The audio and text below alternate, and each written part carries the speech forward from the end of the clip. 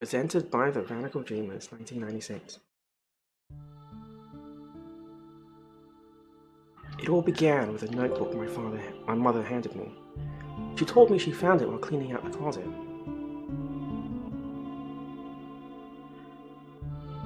This old notebook covered with mold was a diary that belonged to my grandfather who passed away years ago. It contained his distant memories.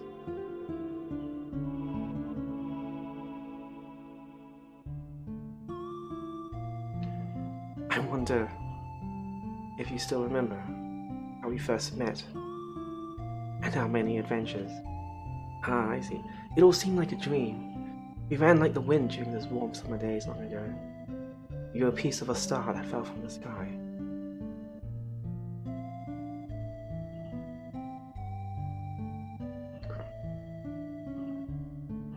I can still relive the memories of those days long past. Just by closing my eyes like so, and whispering your name into this desolate night.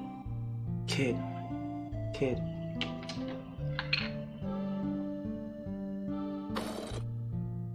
But as you can hear, I am still coughing here and there.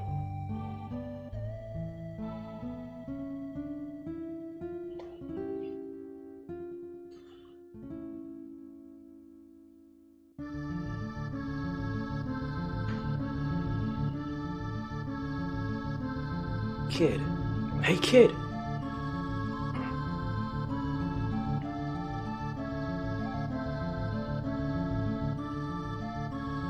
Are you ready, kid? I know you're anxious, but stay on your toes.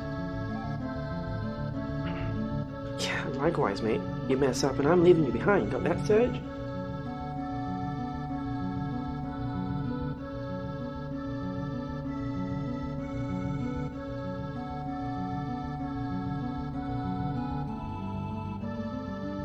Come on, my girl. Let's go. That bastard Lynx is gonna get what he deserves. Say your prayer. Not that it'll do you any good.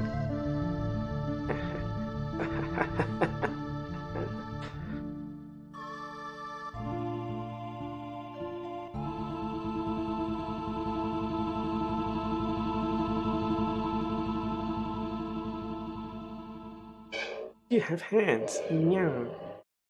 Radical Dreamers. Le Trésor Interdit. The Unstealable Jewel. Now this game is, clearly, much like any other SNES era Lost RPG, there's been a fan translation of it, but I never touched it. I'm good. Well, still coughing, but good. Controls, auto text, menu settings, confirm, cancel. Easy enough. Enter a name. So let's give some context to this thing.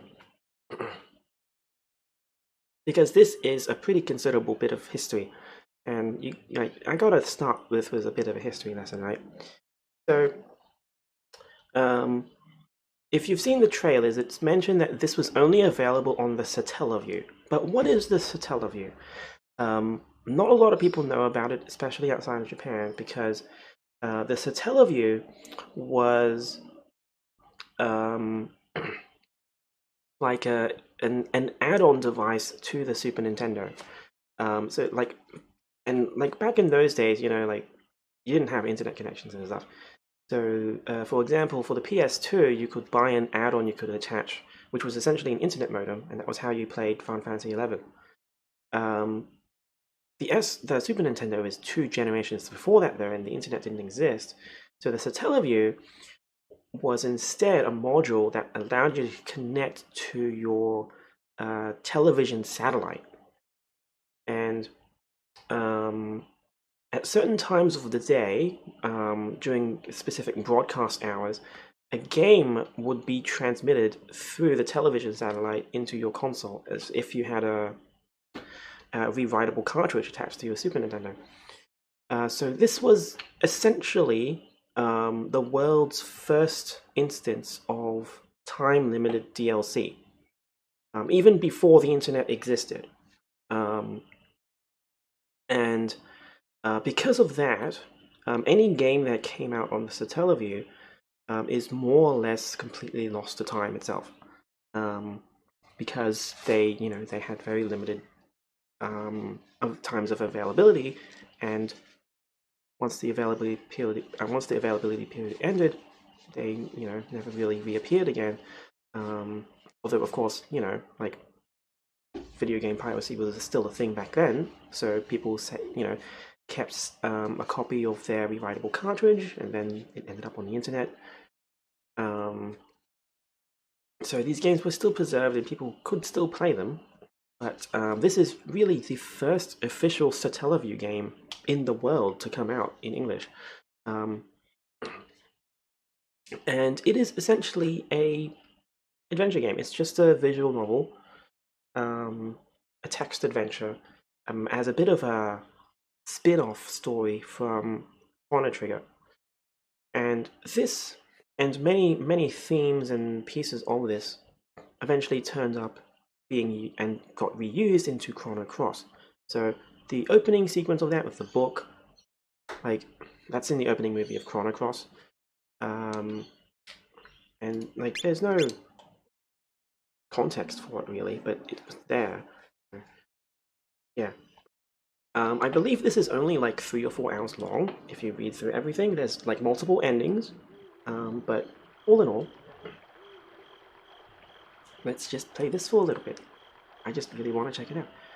And yes, I really did just buy this game just for Radical Dreamers, because like, dude, I already bought the game on the PS1 ages ago. Like, Old Lady's tip-off was right on the money. The counterspell on the barrier around the outer could have done a real number on us. Kid's plain, unadorned braid flicked back and forth across her shoulders as she walked. We picked our way through the elaborate lattice of the Manus magic shields, moving in closer and closer to Lord Lingth's stronghold. There were 3 of us, Kid, Maggie, and me. I guess it must have been 3 years already since I first met Kid. Back then I was just a wandering magician, traveling wherever my feet would take me, wherever a few tunes would pay for a warm bed. It was in the Outlands, in a town called Regular, where we first ran across one another, and since then she dragged me along on a whole bunch of adventures, misadventures too. Oh, Kid. He was a thief, not just any thief, just a few months shy of 17 and already renowned as one of the realm's greatest. More, she was achingly beautiful, stylish, joy to be around, and a dab hand at campsite cooking. Or so she liked to claim. The truth was a little different. Those bandits with hearts of gold you've heard about in stories, the ones who steal from the rich to give to the poor? Yeah, that wasn't Kid's style. She was short-tempered, prone to lying, bossy, obsessed with money, and rarely did she care to listen to a single word anyone said. She wasn't all bad. Probably. Maybe. Sometimes. At her moments. I glanced over my shoulder to see a shadow hovering behind us, blending into the darkness like smoke. Maggle, also known as Maggle the Shade. He was Kid's partner, but even after 3 years I still hardly knew anything about him. All I knew is that he was around 30 years old and not much of a talker, but he was one heck of a mage. I heard that he and Kid had started working together way before I met her. He always covered the top half of his face with a mask, and I'd never seen what he looked like underneath. He was a man so mysterious it sometimes seemed like he was an interloper from another world. It wasn't like a Kid was exactly big on details about her past, but Maggle? He might as well not have had one. And Kid didn't seem to know much about a partner in crime either. What kind of man he was, what kind of life he lived before? Nothing. You might ask how exactly I wound up being a part of this merriment. Well, it's complicated. I guess you could say that life doesn't always turn out the way you think it will. Kid, who was heading up our little raiding party, suddenly stopped dead. Look lively, boys. Good company. He glanced around warily as cold, cool eyes emerged from the darkness.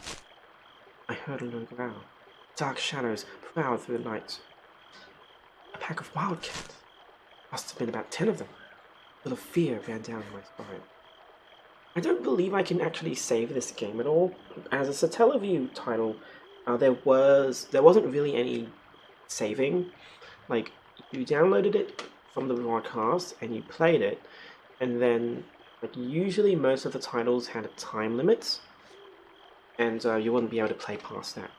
Like, it wasn't streaming data or anything like that. I think, well, actually, in some cases it was, because, you know, there is a game element, but there's also, like, 5 elements as well. One of the unique things about the Satellaview, and didn't happen to every title, but since it was a live satellite broadcast, for some Satellaview games, they actually broadcast live radio audio. So you could have live radio music playing while you're playing the game. And it wouldn't, you know, perfectly line up, but it did lead to, like, certain time-limited events during the play period. But that's for a different Satellaview title. Not really sure about Radical Dreamers. Busted, I pulled my knife from my belt. Kid calmly shifted into a fitting step. Watch yourself. I don't reckon these buggers will be treated for rabies. The wildcats snarled and growled as they slowly closed in on us, drawing the noose tighter and tighter. Their eyes glinted in the darkness like fireflies and strings of eager spittle dripped wetly. One of them sent an almighty roar, soaring to the moon, and the hunt was on. What was I going to do?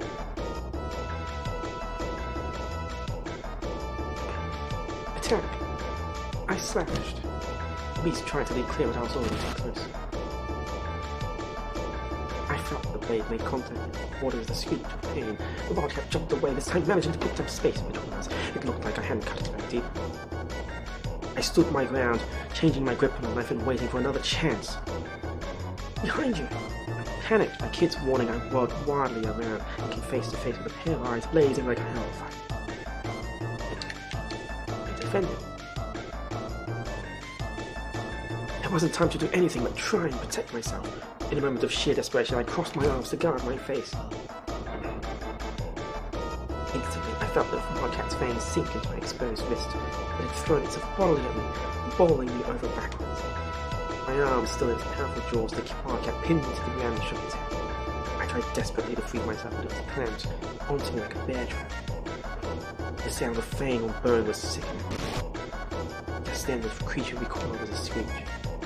It had buried her knife deep into its gut. She quickly capitalized on its tail by giving an almighty kick. 3 of the wildcat I staggered to my feet, holding the throbbing wound on my arm. I was breathing heavily. The handle of my knife was slick with sweat, and I tightened my grip. With a kick like a bolt of lightning, Kid landed a clean hit on the flank of a nearby wildcat. It staggered before losing its footing, letting out a pathetic cry that Kid had already moved in to finish it off. And then, the roar of fire. A burning smell filled my nostrils, and next to me a shrill screech pierced the air. Mago's fire smell engulfed the head of a nearby wildcat, which fled, darting off into the darkness like an arrow.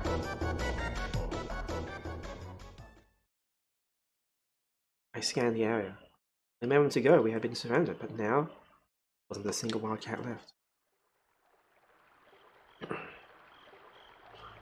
Kid and Mago had either sent the rest off with their tails between their legs, or put pain to them once and for all. Ah, you're dreaming if you think a pack of flea-bitten moggies is gonna stop us, Lynx! He crossed arms and flashed a triumphant grin. Meanwhile, I was panting heavily. It felt like my legs were about to give out from under me. I collapsed to my knees, overwhelmed by what I just moved. I'd taken a few hits, but I was fine otherwise. A couple of scars to talk about later, maybe, but nothing that would stop me carrying on. Are you hurt? Mago looked down at me, his face expressionless as ever. No worries, Mag, he'll be alright. That Kid, barging in to get a better look at me. He may be a whinging sook. It would take more than a few scratches to kill this one. She was nothing, if not sympathetic. She was right. There was no time to be bemoaning my lot. We hadn't even reached the manor yet. I dabbed at my wounds with a tincture-soaked cloth and wrapped them into bandages, then looked up at the other two. We're just getting started. I grinned back, putting a brave face on things. That's what I like to hear. But then her eyes turned cold. The cool glow of the moon right side. Gonna be a long night. I nodded, trying my hardest not to utterly lose myself in her pale eyes. Alright, let's get this show back on the road. She turned away and marched off deeper into the trees without her looking behind. to see if me and Maggle were following her. Maggle, of course, was already right behind her, his unhurried gait making it seem as though nothing much had happened at all. I jumped back up to my feet to chase after them, being for even more trouble than I'd bargained for if I got separated from them.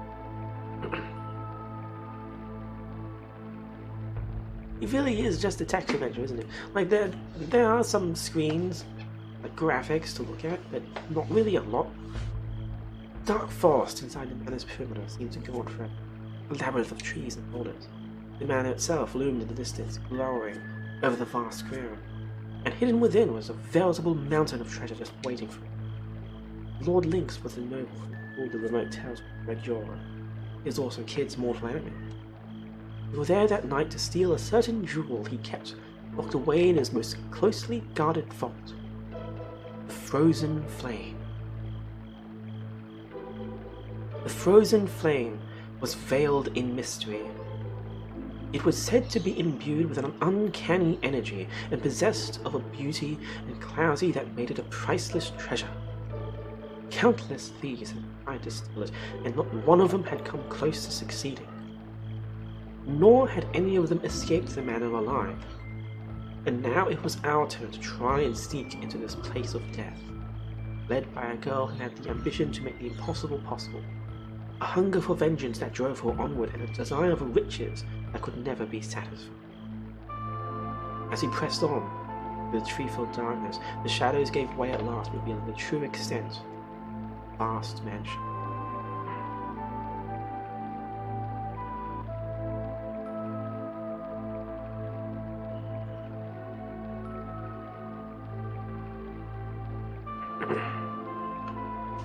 So this is kind of where this and Chrono Cross, really, even though I've never played this and Chrono Cross is kind of where I have that frozen flame motif from, and it's a bit of a weird thematic paradox, right? It's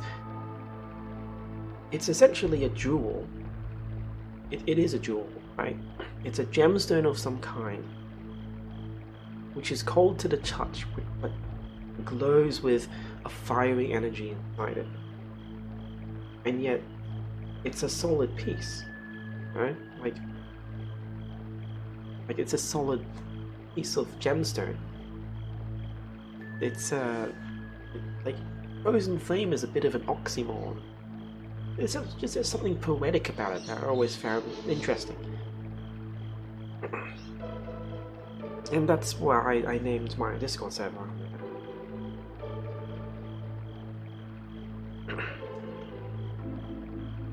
But yeah, it's just something weirdly compelling about it. Keeping to the overgrowth and the shallows of the trees, we made our way around the manor wall, such of a means venturing.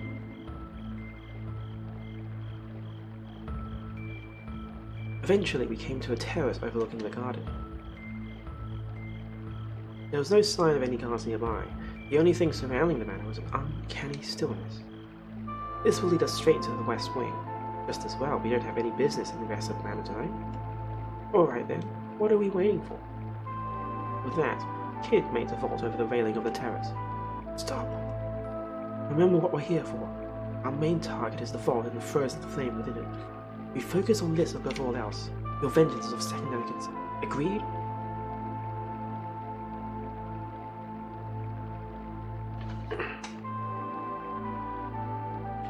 Yeah. Don't get your knickers in a twist. Clyde glanced over her shoulder, eyed reluctantly. But if we happen to run into him, I'm gonna knock that Drongo's block off, and neither you or anybody else is gonna stop me. Drongo! Interesting that they retain Kid's Australian accent in here. I guess Kid was going to get her way whether we liked it or not. The night is young. Let's go, boys. He cleared the railing with a sprightly hop and vanished into the manor. I glanced towards Maggle and nodded in silence. We followed Kid's lead and were soon inside Lord Lynx's lair. The darkness swallowed us home.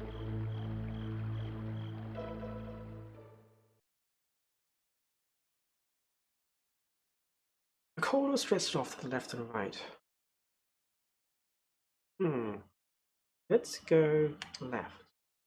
It seemed equally dark and chilly in both directions.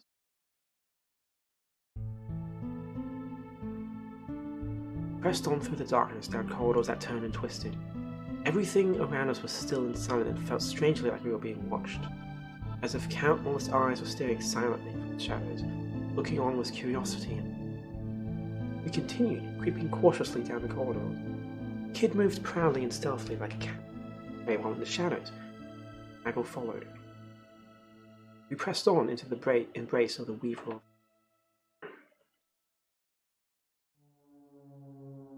Took the corridor leaving from the left-hand side of it, eventually arriving at an intersection. The path to the right led down the stairs. Left was a dark side passage, and the main corridor continued onward. Should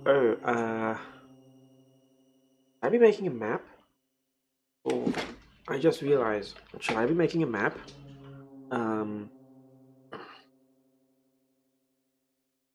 It's my paper. Should I be making a map?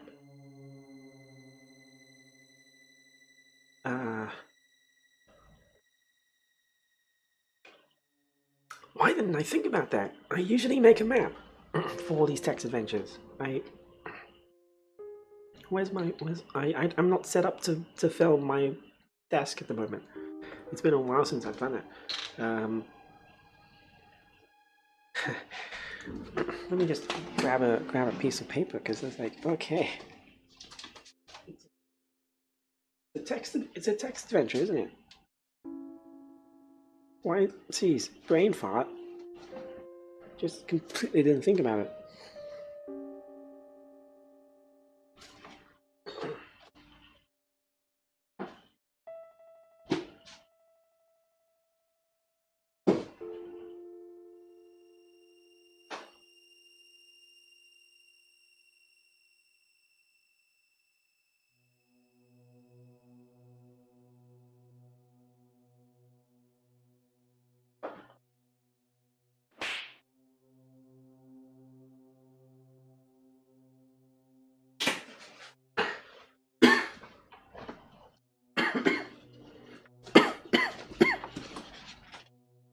Okay, just grab this. Okay, so I'm just gonna like take note of cardinal directions. Like,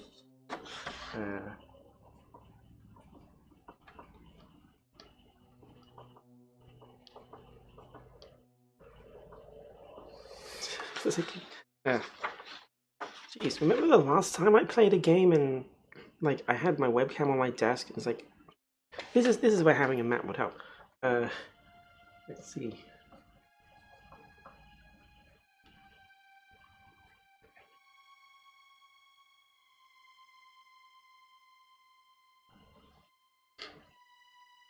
So,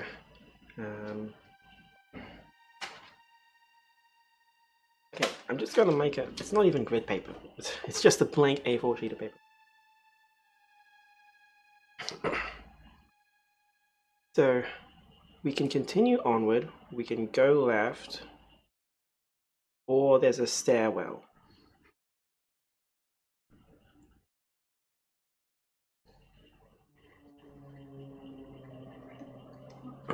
Wow, that's not how you spell stairs. Let's go down the stairs.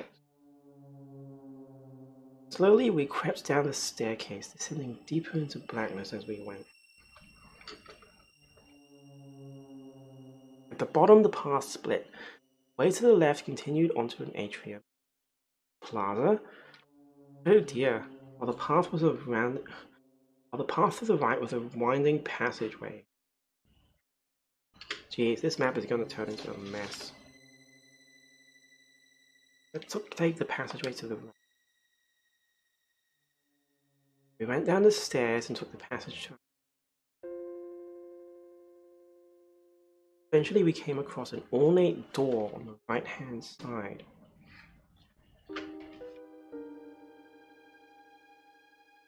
Something felt fresh and pleasant.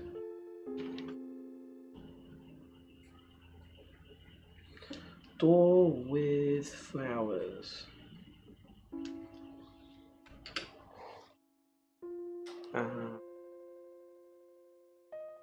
Let's go inside and take a look.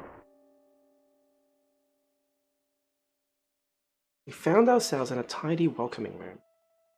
The knickknacks and curios dotted around the place loved. The stately desk and the cozy-looking bed nearby, meanwhile, suggested the room's occupant was no stranger to luxury. Though the room was richly furnished, somehow it still felt awfully lonely. Kid took a quick look around before commenting. It's Lynx's girl's room. A half-written letter on the desk and a tea, still warm, suggested that the lady of the manor was still nearby. It didn't seem like anyone was here now. We decided to search the room. Flowers, a discarded cotton handkerchief, a small bottle of perfume. Nothing that meant much to me, nor anything that seemed particularly valuable. Kids seemed to have the same impression and scanned the room, clearly not expecting to find anything. The only item of note was a small antique box which bore a crest resembling a viper. I decided where to look. Let's look at the box. Gently opened the lid and was greeted by a soothing melody.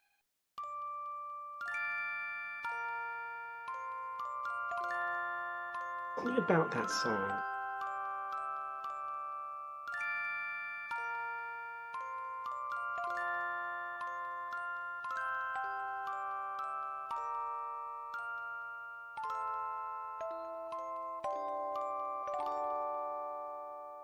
I know this tune.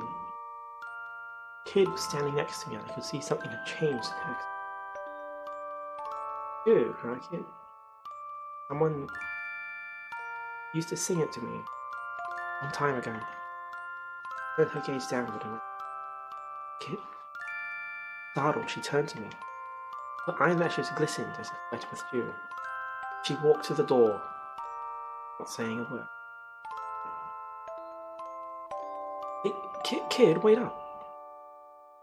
Was Kid crying? Maybe I was just seeing things.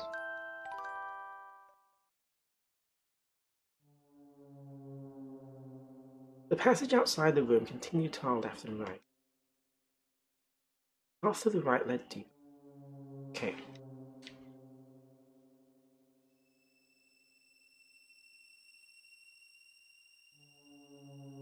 There's no look button. Thankfully, I have a map, so I'm not lost, because we're facing the door now instead of facing onward. So onward would have been going right. So let's go right.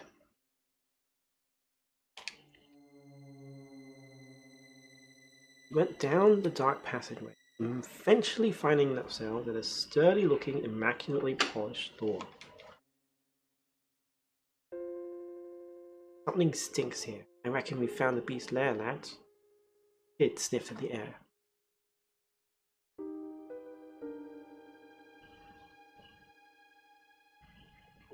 There's a door there. Let's go inside. Kid opened the door and slipped inside.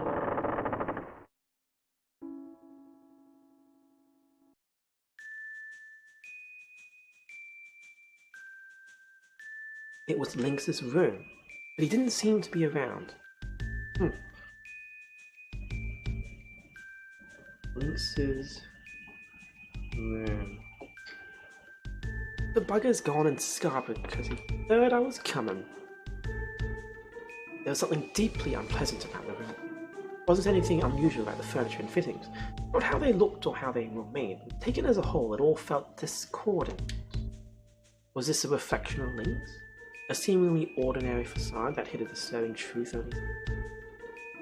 Let's see what we can find.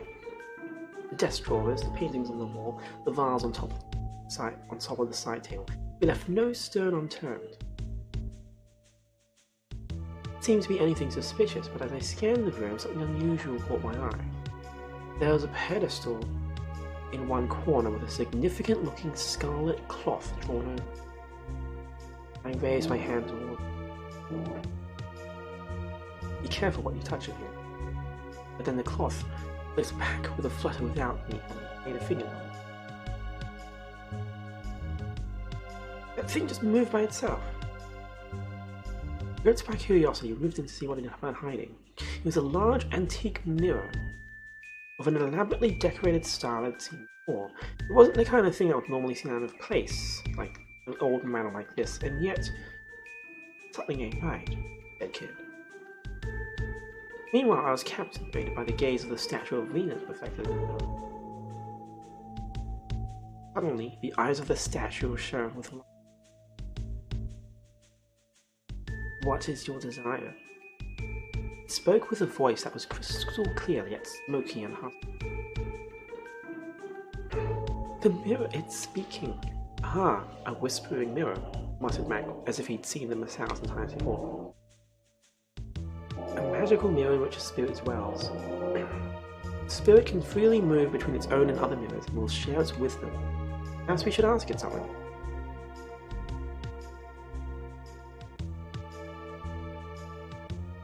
Asked about Kid. I want to know about Kid's past. Not if you want to leave this place alive, you bloody don't. Your wish is my command. Oh no. The image on the mirror rippled and the reflection of the statue shook. Then the mirror's surface grew dark. The blackness gave way to a scene in Magnolia. Shadowy figures appeared one by one. There was a young woman surrounded by 7 children. They were all dirty, but they all laughed as they... And then the scene was drowned in flames, and a troop of armed men appeared. The men dragged the woman away, and the children vanished one by one to the inferno. The focus shifted back to one of the children, a girl. She was standing with her back to the flames, her tears leaving tracks through the soot on her face as she howled at the night sky. The girl's right eye was now. Stop it, Kid screamed. The image in the mirror grew faint. Kid stared at the ground, her hands balled into tight fists. The room was dominated by silence. Kid, I'm sorry. I'm leaving. Wait.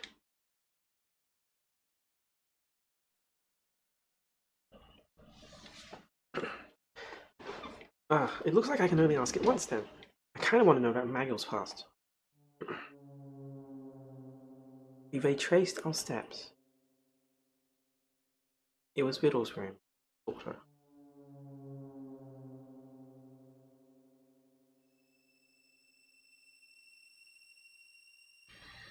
I didn't know that was her name. Riddle's room. We continued on our way. Oh, can I turn back and look at the mirror again?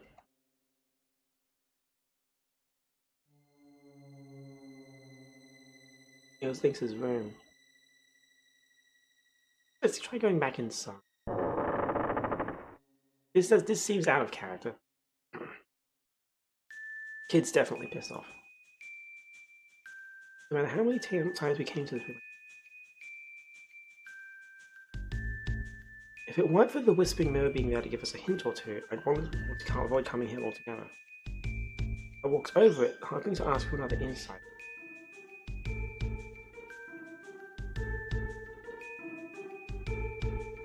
I can only answer a single question at a time. Oh, that's a pain. Well, in that case, tell me about yourself, right? Do you really wish to know about my past? Yeah, who the hell are you?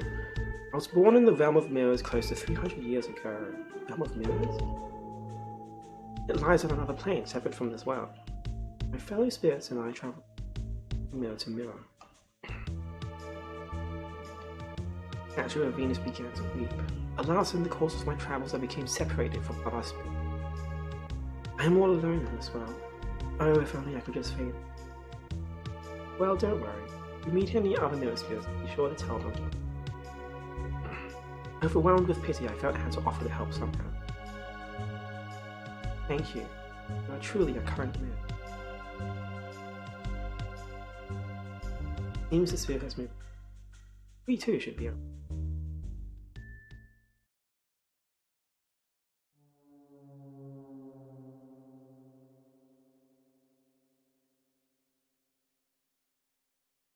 Onward.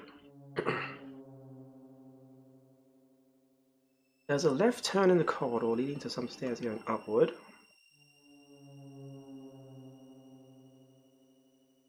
The corridor also continued straight on towards the entrance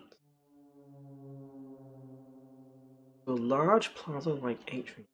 Go to the atrium.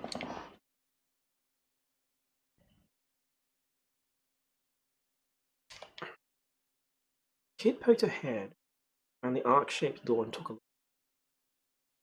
Portia took around and entered one after another. So that leads to the atrium.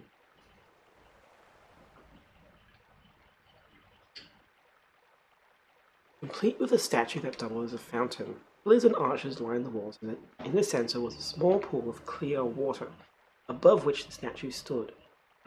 On the other side of the room I could see another arched entrance one we had come through. Shadows flickered under the water's surface. Do you reckon those fish are wet? And valuable? I couldn't see the bottom. I wondered how deep. The shadow of one of the fish moved. Oh! Sensing danger, Kid leaped back from the edge. A fish leapt out from the water and snapped at her, its jaws bristling with razor-sharp teeth. Oh dear! Its mouth closed shut on the air where it had only been moments before, and with a splash, the fish started back under the water. Pteranodons! Deadly carnivorous fish with razor-sharp teeth and powerful jaws. Staring in horror, I watched as dark shadows began to gather in what little of the pool. Oh dear, the pteranodons. Soon, the room was filled with the sound of splashing and snapping. Bloody hell.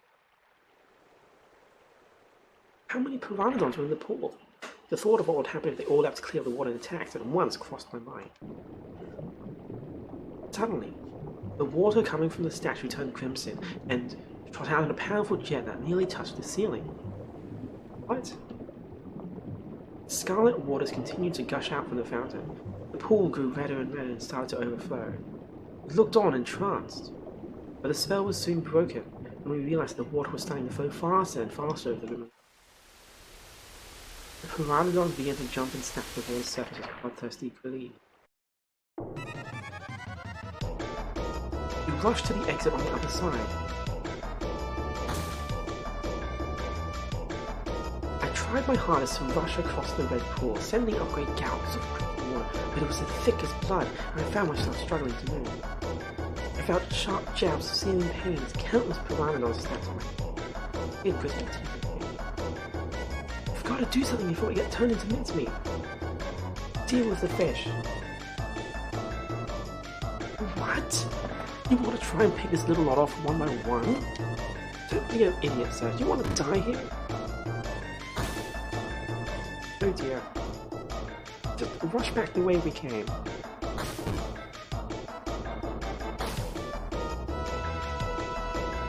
Oh dear. Okay. Piranhas.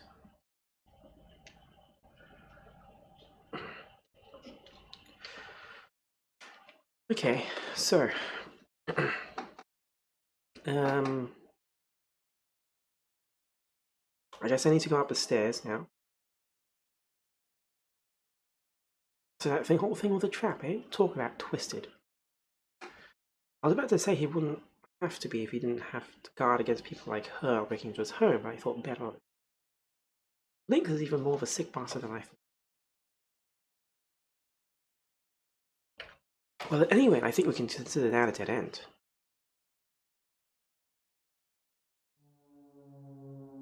Something caused Kid to stop in her tracks. Hello, hello. What do you have here? He pointed to the side of the entrance wall. I found myself face to face with a sculpture of an old man's face with a truly phenomenal beard. The sculpture's eyes seemed to gleam with life. For a piece of marble, it seemed almost too realistic. It's a mouth of truth. An enchanted statue that can tell when you're lying. If it catches you out, it'll bite your hand off. I suspect it's part of a greater mechanism. Stick your hand in its gold, do ya? Righto, let's see what happens. There's a mischievous glint in her eye. Kid darted over and stuck her hand in its mouth without a moment's hesitation.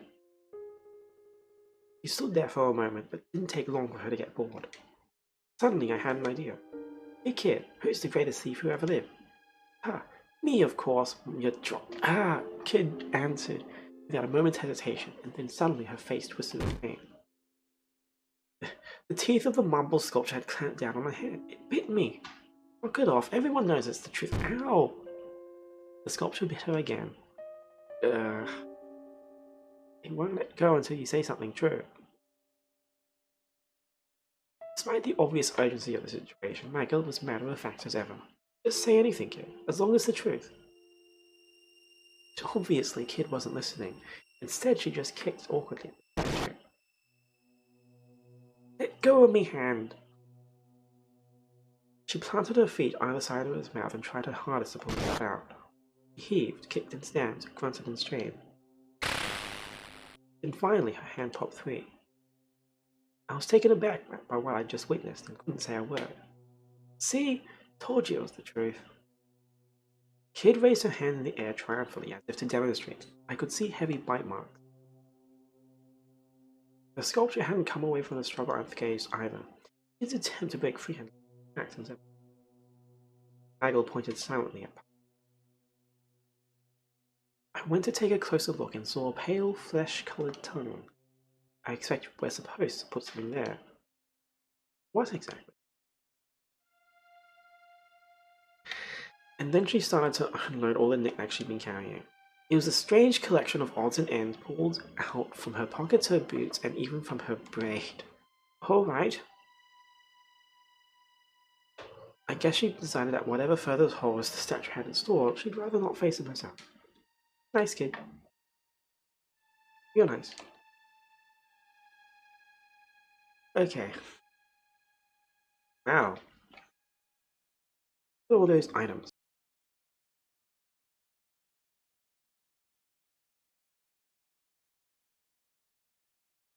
A centipede? Why would you have a centipede in your pockets? Some dried grapes. I took a small bag of dried grapes. One by one, I fed them into the sculpture's marble wall. Ugh, it actually ate them? Those are my imaginary rations you're wasting. I still had the last grape though, so I popped it into my mouth. It was delicious. Not for you either, Sunshine.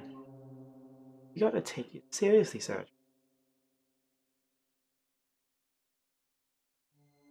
A small silver mirror. Stuffed the mirror into its mouth. It didn't seem to be the right item. Don't see any cavities. Ha ha, very funny. It was a rather nice mirror. I pictured her gazing into it as she... Okay. Do you want to try something else? A sizable petard? What's a petard? I picked up a sizable petard. Anxiously, I shoved it inside the mouth of Truth, but nothing happened. Let the professionals handle this, Serge.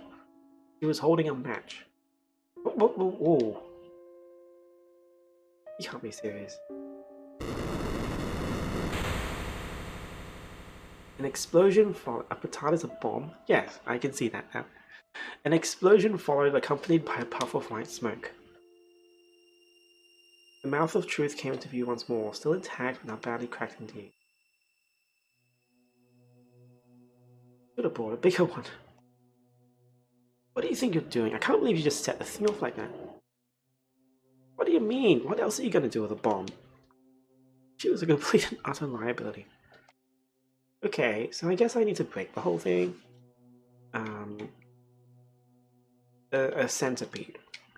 What are you doing walking around with a centipede in your pocket? This isn't your pet or something, is it? It's a toy, not a pet. Boy.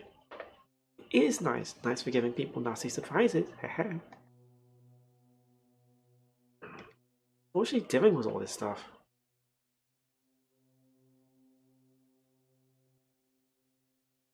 Trying not to think too hard about what I was doing, I stuck it into the mouth of Truth, only for it to fall down the back of its throat.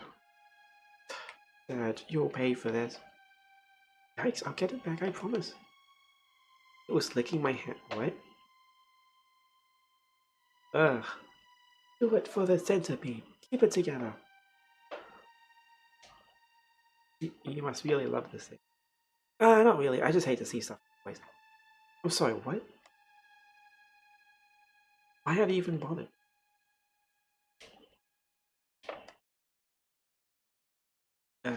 A tube of lipstick? I bet everything's useless. I picked up the lipstick and without knowing quite why, smeared it all over the mouth. What are you, Millippy? Kid exploded with fury at the sight of the mouth of Truth's bright red lips. What are you even getting so mad about? You don't even wear makeup. It's for marking our path to make sure we don't get lost. Right. What's so funny about me having lipstick anyhow? Yeah. Nothing. You better buy me some more when I... Okay. Fine.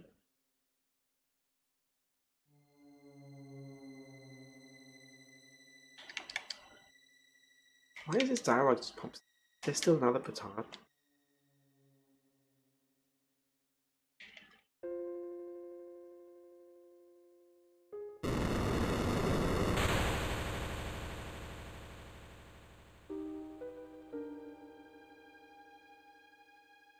I think I need a bigger explosion.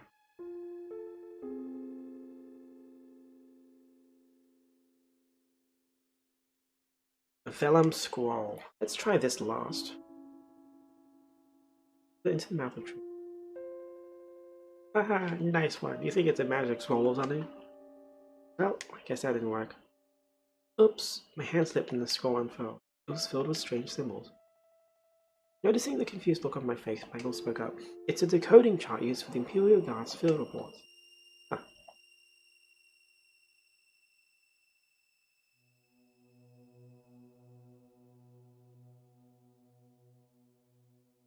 Oh, so you can't read it either.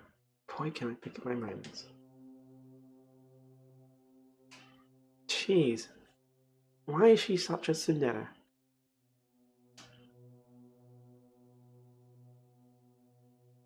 Look, I'm not messing around. I'm sure this next idea is gonna work. What have I not tried yet? There's a file and a length of fine thread. It didn't seem to be the right item. Oh dear, it started chewing on the file? Ah! Oh yeah, I'll get you another one, I promise. I also wanted to add, please just don't hit me, but thought better of it. I'm just gonna feed the statue all the stuff we've done here.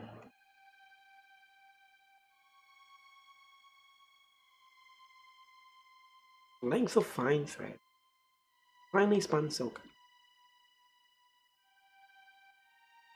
That stuff ain't cheap. It's made by royal silkworms, I hope you know. Then I felt a slight tug. At the end of it was a small piece of paper? The note says try again.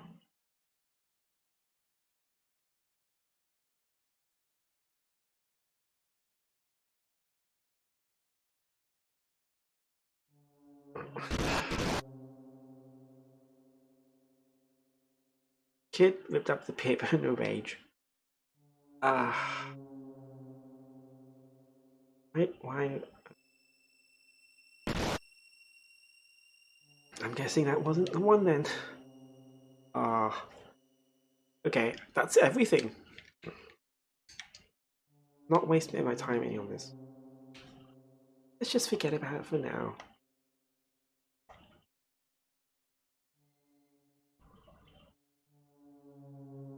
Well, that was a waste of time.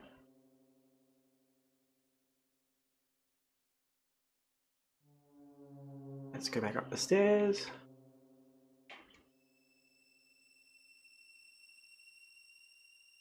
At the top we found another intersection. Taking the corridor to the right would lead us to a dead end, while the left led to the terrace.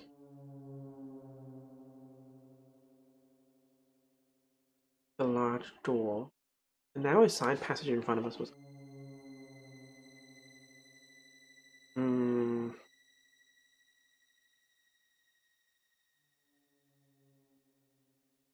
Oh, I oriented this map incorrectly. Oh well. Well, that's what happens when you don't have a north, south, east, west thing.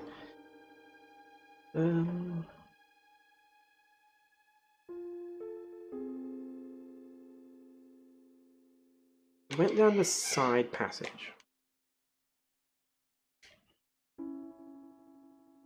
Old, immaculately polished door. What's in this?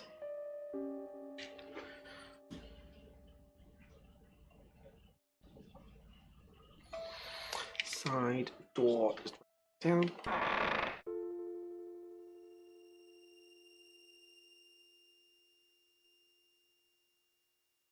Looks like a study.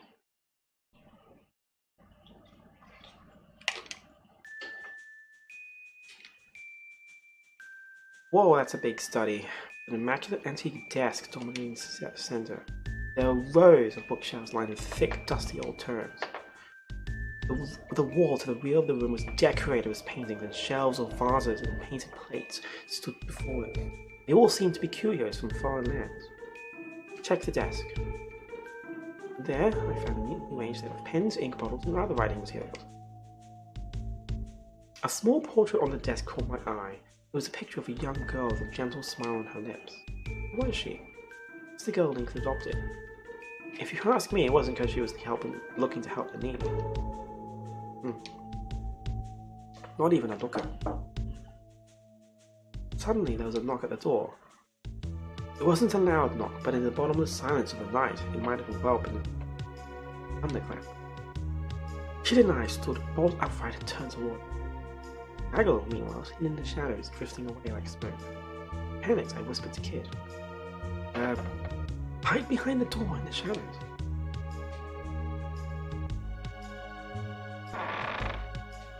Flickering candlelight spread from the door with a warm glow. I held my breath. But it seemed that whoever it was didn't mean to come in. They simply stood there. Strange. I thought I heard something. But the Lord of the Manor was away, of course. Would there be anyone in here? I have to get over my nerves. Everything was fine until we heard the news that Poro was on the move. We remained motionless, keeping our ears pricked for any sign of an unwelcome return. Before we heard footsteps moving away. The Poro has made a move.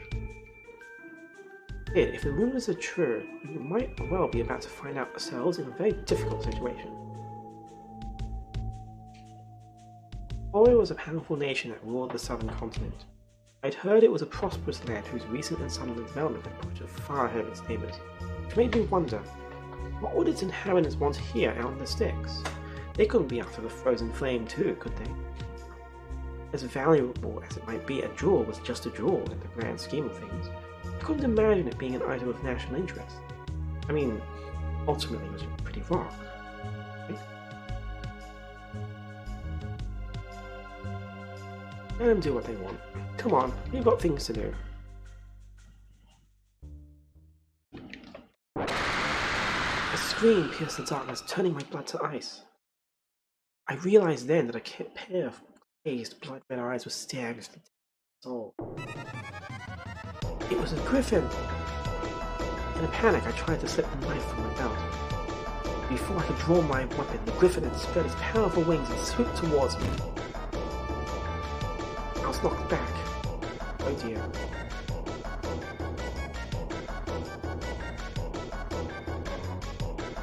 Tail's red eyes stared down at me. It was going to attack. I ducked. Almost by reflex, I ducked and attacked. Laser sharp feathers flying right at me. Fortunately, every single one of them was prepared.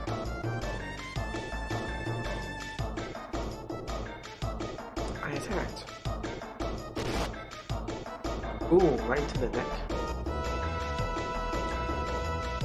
I quickly, driven mad with rage, the griffin shook its head this way and that. I quickly pulled my knife out from its neck and rolled away to put some space between them. Get down, Surge! I dropped to the floor, but I moved too soon. Almost instantly, a blazing fire was up right over my head.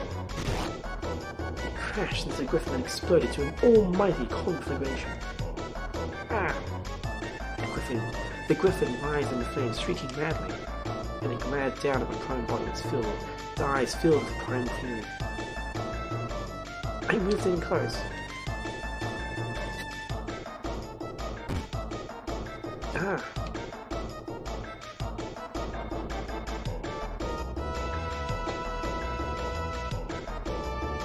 that? Into the neck, yeah. Everything stiffened, suddenly becoming completely rigid. He did it! Oh. Starting to feel a little worse for wear. I was going to have to be more careful from now on. This was going to end badly.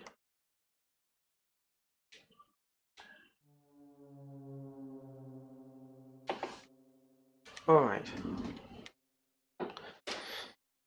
Right branch back towards the terrace. So let's take the left branch, because the terrace was where we came in. I think.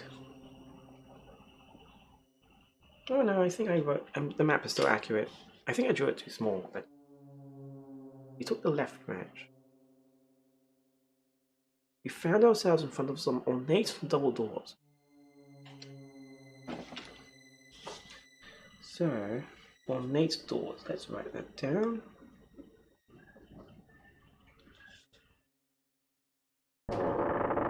Where the heck is my mechanical pencil? Oh well. Doesn't look like anyone's here. Seemed to be the main hall of the map. There was a massive table, beautiful decorations on the walls, and thick columns decorated with sculptures of birds and beasts.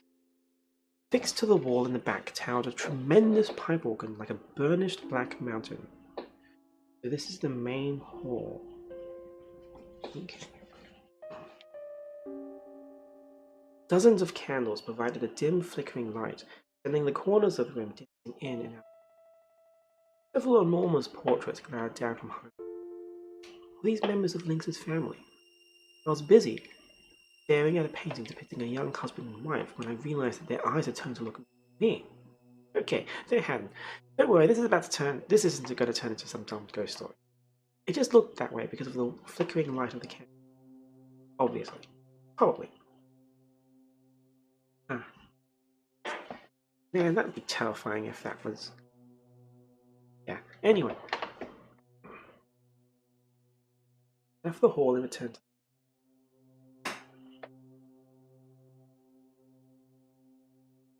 Okay, so that's the entire left side terrace. So let's go back towards the terrace.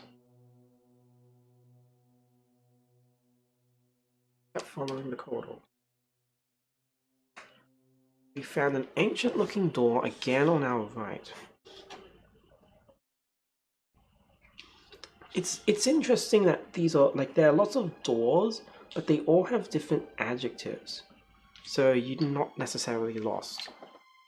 So we've got an ornate door, we've got an ancient door, we've got like a door that smells like flowers. Open the door. Swung slowly open. What's this supposed to be? This is a dump.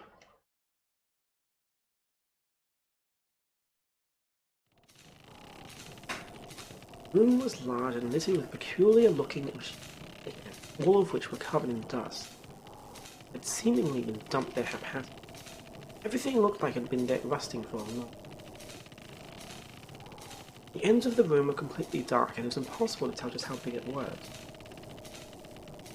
It seems the manor's inhabitants had turned the old cocktail into a makeshift storage space some time ago. Leave that alone. I looked over toward Maggo and saw him trying to pull something from the shelf. It was a huge sword that appeared to be very old indeed. You don't need that old bludgeon. It will only get in the way. And as much of an antique as it is, it won't fetch much in the market in that condition.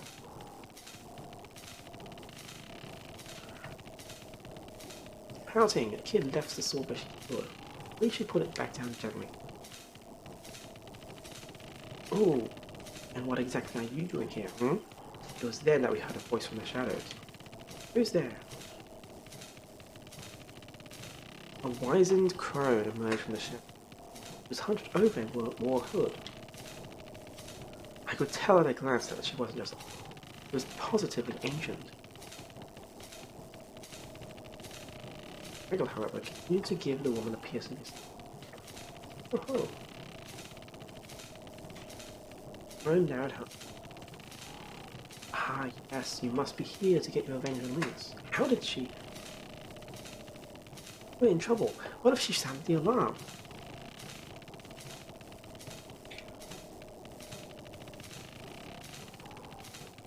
To finally tell her that she was right. So what if we are? It's up to you if we get out here to get our revenge. You gonna do something about it? You never change, do you? Ah, the boldest of yous. Yes, that's the spirit. What? What the heck are you on about? Oh, it must have been 4 or 5 years. Yes, it was around then that an innocent young thief stole into the manor, looking to singe Lord Lynx's. Couldn't have been much older than 10 now. Shocked, my gaze turned to Kid. A wet glint had appeared in Kid's eyes, but her glare was like ice. It certainly felt as if the temperature in the room had suddenly dropped below freezing. With a chuckle, the crone continued her story, pretending not to have noticed the change in mood. So who is Kid and who is Mac? Given how old this game is and how I haven't played it, I ended up just reading the spoilers anyway. Not recently, but it is something that I have read in the past, so I have an idea, especially given the connections to Chrono Trigger, but to actually experience it and see how the reveal is done, I'm not even 100% sure, because in Chrono Cross, all of these character backgrounds are different. The characters are the same, the characters get reused, but not their stories. She was an orphan, came after Lynx to avenge a woman who'd loved her like her own daughter. But all the vengefulness in the world couldn't change the fact that she was only a little girl. She was no match for Lynx's man-sam, quickly captured her. Lynx is the kind of man one would fear to have for an ally, never mind a foe. Had it not been for the timely assistance of a friend of hers, the girl would certainly have been executed. The way the people of the manor told it, the very shadows pitied the girl, rushed in to spirit her away. I wonder how much of the tale could be true. I have nothing but sympathy for to no failure, of course. Can't win all the time. Sometimes, against all the odds, fate really can be foiled, and the clockwork of history sent in disarray. No, the ones I have no patience for are those who do not recognize their failure, or who fail and choose to give up as a result. The crone looked up from under her hood, stared Kid directly in the face, and his anger faded, giving way to a dumbfounded expression. If you wish to steal the jewel from Lynx, if you truly wish to try, you will have to let go of a treasure of your own, Kid. For as long as you cling onto it, the hands of your clockwork, they'll stay exactly where they came to rest all those years. Who are you? But me? I am just an old nag, like you said. I do apologize. I must have taken up a lot of your time with all my family. I'll leave you in peace.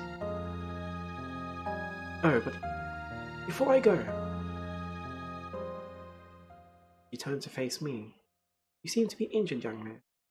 If you wish, I can take a look at your wound. Alright. Please do. The crone muttered a few words as her bony fingers drew. Light, that's no ordinary spell.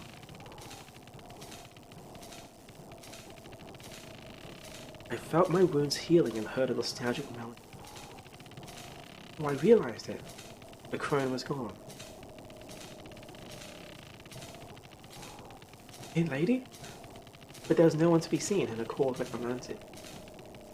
Who the heck was that?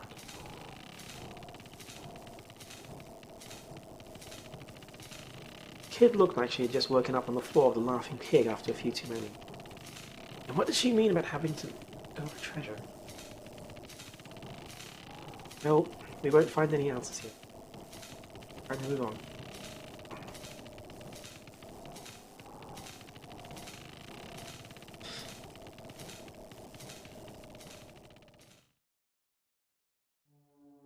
What was that about?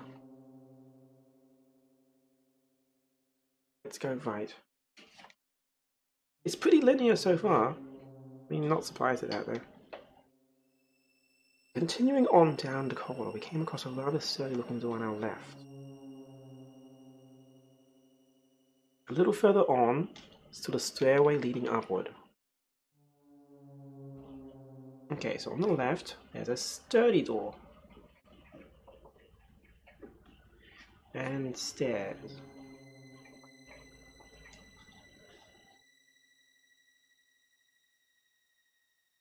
The smell of cold hard cash, alright. Let's go in. Of course it's locked. Psst. Bloody door's got a magic barrier. And the bloody barrier's got a barrier of its own. Okay. We need a key.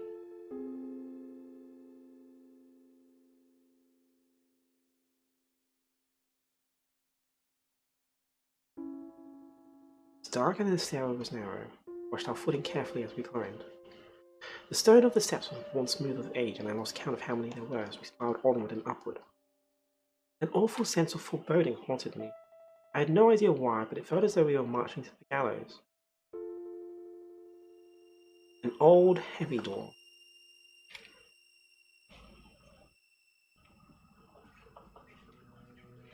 Old, heavy door. Something's very wrong here. I hear cursed whispers from beyond the door. Ah, grow up, will ya? Go inside. Now, if I've written down all of my movements correctly, there isn't actually any other way forward than this. It was a small cylindrical room that appeared to be the inside of one of the stone towers. It was completely deserted and there were no windows. Huh. Let's take a closer look. A closer look at the bloody empty room? The flagstones were covered in dozens of narrow scratches, and in places there were thick black stains. Something in this stain spoke of a horror that no amount of scrubbing would ever wash. A malice and a sadness beyond it. Someone was locked in. Something written here. Some brownish markings that looked more.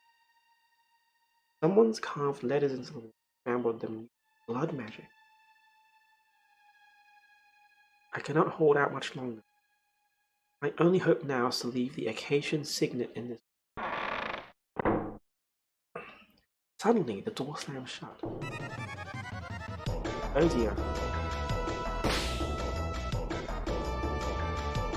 The tweaking sound from above continued, and the ceiling moved ominously closer. Oh!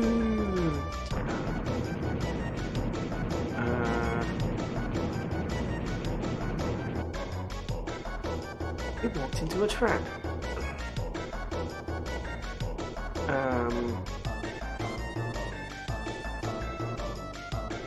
We can't stop this. Oh dear. What are they gonna do? It's a hedge. The edge of one of the descending blades sliced into my forehead. There was no time. Push the door down. Yeah.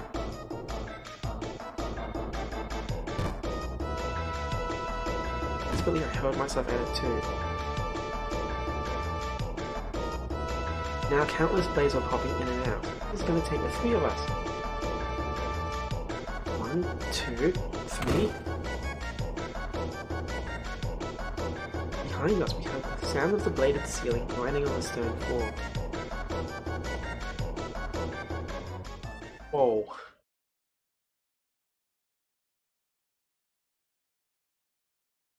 Talk about a nasty surprise.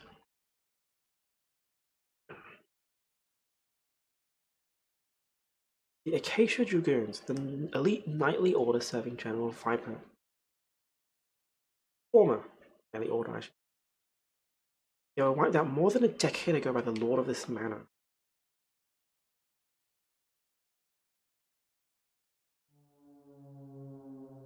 We headed downstairs. Okay, so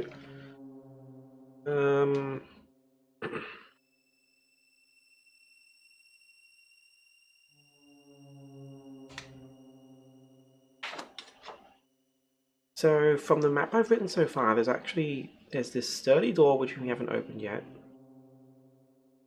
And there's also the atrium back down the stairs. We can't go inside here.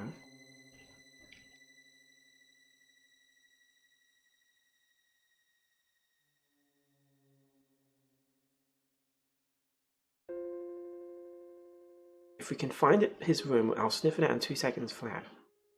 Okay, so we need to go back to Lynx's room.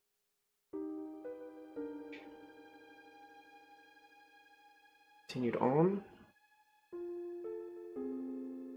Cat following the corridor. Down the stairs.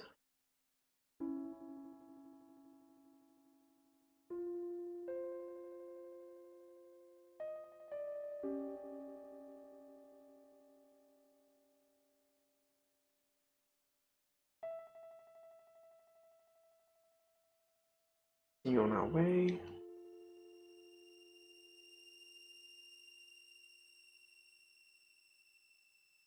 Get inside.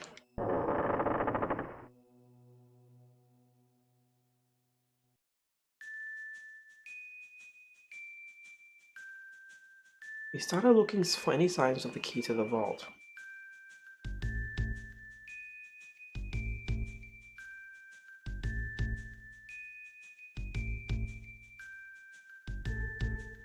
What is your desire? I asked it about kids' measurements. Let's ask for the key. A room with numerous bookshelves. Okay. It is inside a book with a purple cover in the furthest bookshelf from the door. Nice. To the study then. Beware. He knows.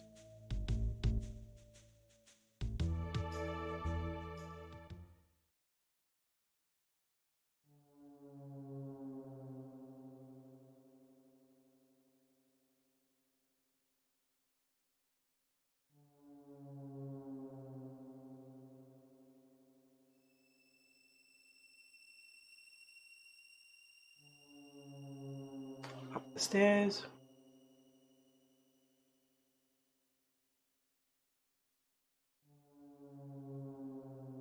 Side passage toward the study.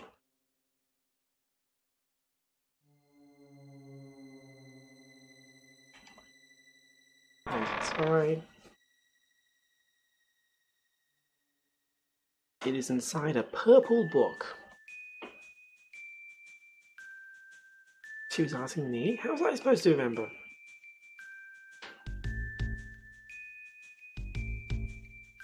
Oh dear. A purple cover in the far bookcase. I don't remember if it was a near or far bookcase. I think it was supposed to be one with a purple cover in the furthest bookcase.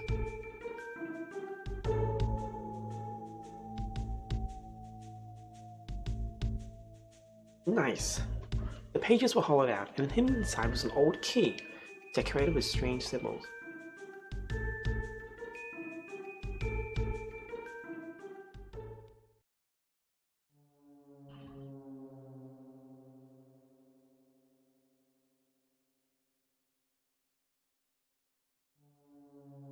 Oh, that's interesting. The path is... Oh wait, no. Turn back is go back to the study. Okay. I was about to say, it's like, oh, I can't go back there anymore. Follow the corridor.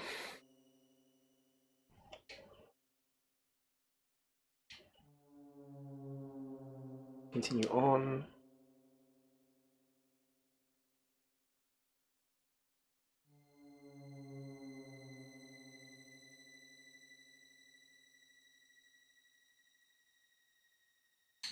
We went inside. Lines of magical light flashed across the surface of the door and vanished as various magical barriers. Up, down, left, right, blue, red, green, every color under the sun, and then all was quiet. Right, we're in. As soon as I saw what was inside, I gave a gasp. Whoa, we've hit the mother lode. Ooh. out of the darkness loomed a veritable mountain of gold, silver, priceless works of art, and exquisite trinkets. It looked as if she were on the verge of drooling at the sight of it all. What thief wouldn't have been? After all, this was the kind of hoard that few people would ever come across in their lifetime. The smallest fraction of this vast mound of riches would have seen even the most careless spendthrift set for life. Our goal is the frozen flame. Ignore the rest. Maggle spoke with an icy dedication to our mission. He had not even batted an eyelid at the sight that greeted us. Yeah, I know. Is that it? Look, on the pedestal over there.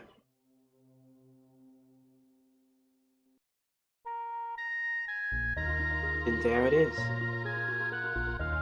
A small yet perfectly formed jewel that gave off a pale red light. A jewel that looked like a flickering fire, suspended in time. How mysterious is that? The frozen flame. Wait, we have to be careful. You're right, this is Link we're dealing with after all. It may very well be trapped. We should be on our guard. Be quick about this.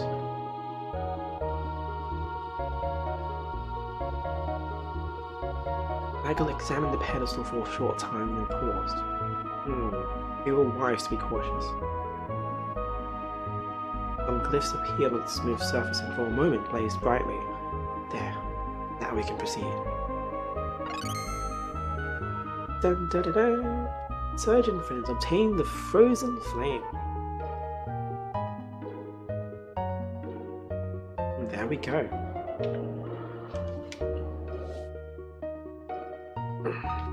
Whew, we'd managed to get what we came for without anything horrible happening to us. He was staring silently at the jewel in his hands. Maggle, we did it. Let's get out of... Before I could finish, the frozen flame crumbled to dust. This flame was a fake. Lynx must be keeping the real one somewhere safe. Suddenly a siren rang out. A metal bar slammed down in front of the door. Oh, she touched the... okay, I turned with a gasp to see Kid frozen, an ornate crown in her hands, and a wide-eyed look of awkward shock on her face. Dun-dun-dun! I obtained a golden crown. You're kidding me, right? I let rip with a stream of choice insults in my head, that is. Right, thieves. They're in trouble. These things are going nowhere. Although to look at it, we wouldn't have thought there was anything wrong. Which way? Parrot, the vault. The manor guards were coming. Find somewhere to hide. In a panic, I looked around the room. There was a large chest sitting wide open next to a pillar. I rushed to empty it out, then plunged in head first and closed the lid.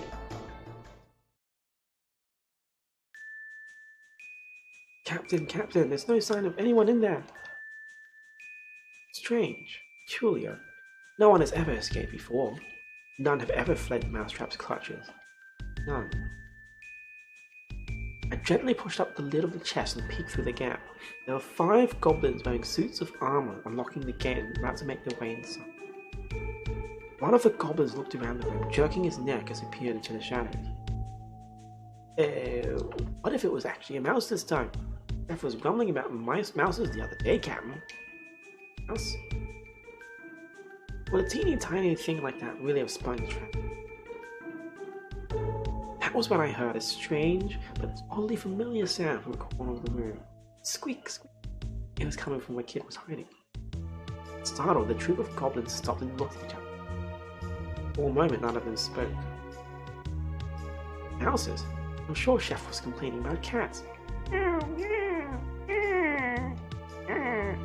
That voice again. Jeez, what sound did I just make? Jeez. Okay. Again, silence. The goblins only looked at each other. Funny you should say that, Cameron. The way I heard it, it weren't mouses or cats. It was a heck of a... Oh dear. Yeah.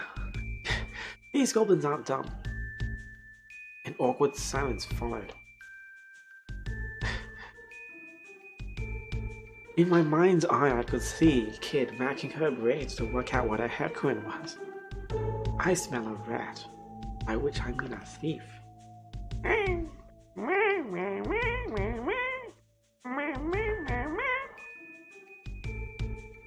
Squeak, squeak, squeak, squeak, squeak. Heckrin. Not heatran? What's a heatran? A heckrin. I think it's a monster in Chrono Trigger. A really big one, actually. Like, essentially, it's a troll. A really big troll. Pokemon are... Following the captain's lead, the guards reached for their weapons, and then...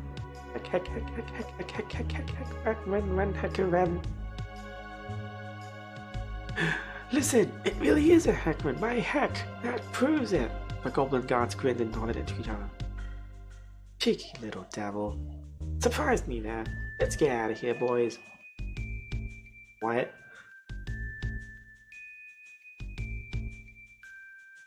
I breathed a sigh of relief. It really was a Pokemon, wasn't it? What? And then they came back charging in with a mighty roar. There's no such thing as Heckrons! What?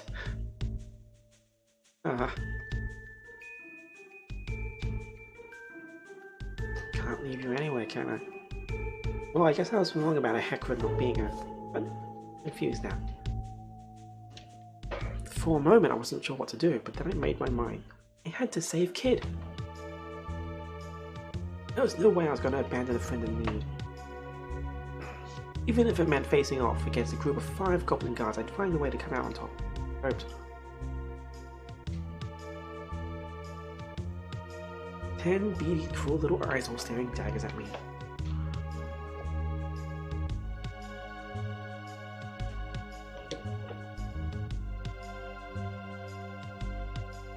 This one's got a death wish, alright. Why else would he be so stupid as to come on the walls?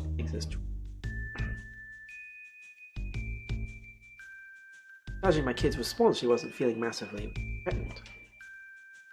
And you tell her it was Kid who kicked your teeth in. Kid, are you? Sneaky little slippery little thief we've heard so much about.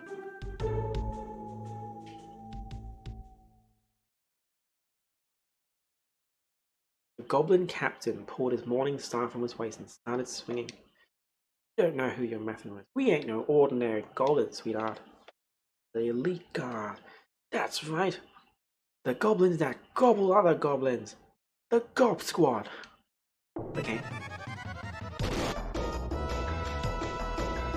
And with that, Kid launched with a lightning fast spinning kick. Her boot connected with the side of the goblin's head in a crack, sending the creature tumbling to the ground. Get him, lads! The boy looks scrawny. Start with him! The goblin captain spun the heavy metal ball of his morning star in the air. Glorious Gob Strike! Aye aye! The goblins charged across the room in response to their captain's command. I dodged the attack. Alright. I swiftly dodged the attack.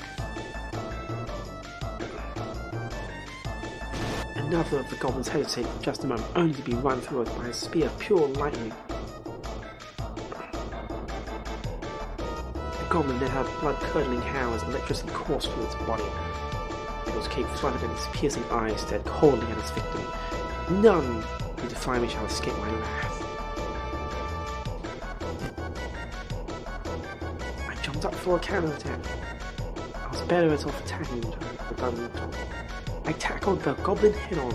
Literally, I smashed my head into the goblin's wing visage as hard as I could. A shock ran through my neck and shoulders like I'd been trained with a hammer, but it was worth it.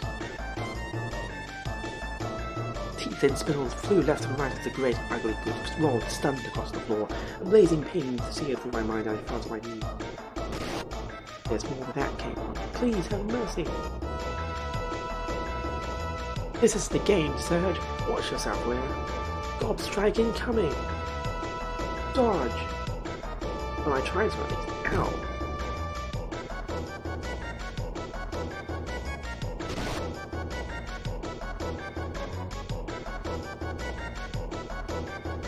Glory to the Gob Squad! That was the master.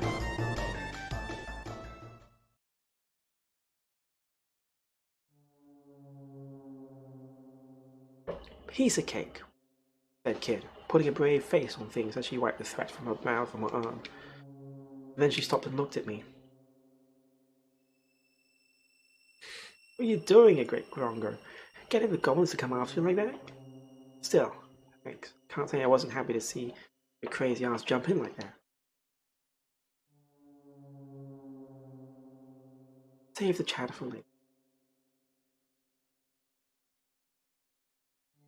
Alright, thanks for stating the obvious. It's not my fault that Liz has to make things so difficult for everyone. Alright, so, it's not over yet.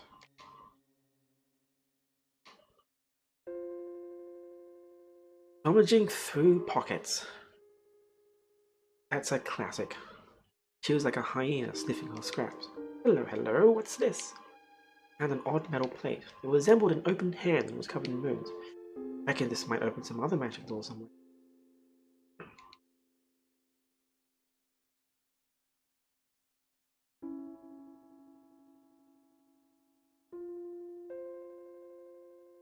Hand plate shaped. That hand-shaped plate is our only clue for now. Ah, we're gonna have to go down to the face.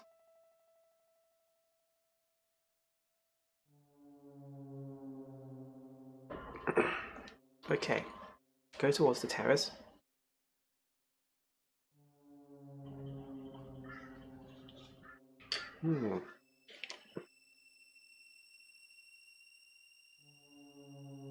Continued on.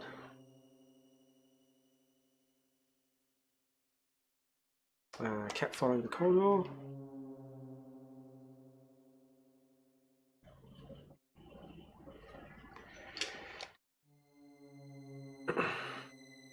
Down the stairs.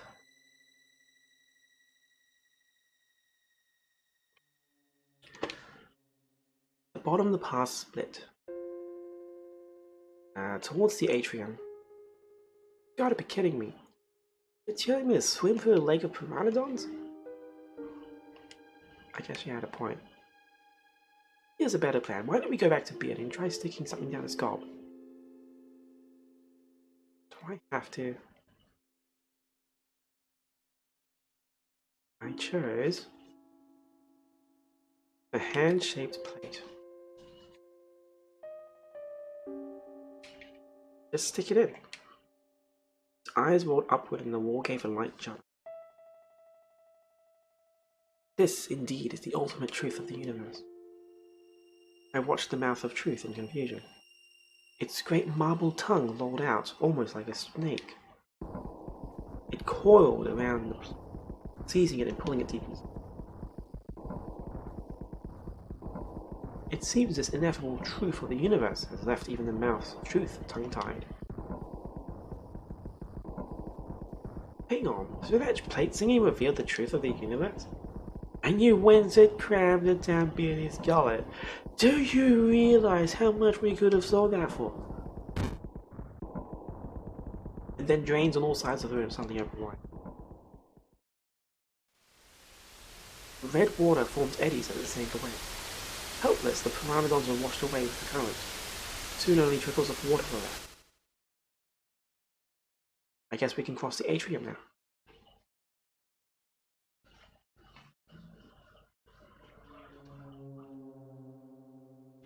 The corridor stretched off to the left and right. Okay. Ugh. I thought we should have drawn this more towards the center of the piece of paper. Left and right. There's a fork in the road. We went left. An old, rather sturdy door. Bloody marvelous. An old, sturdy door.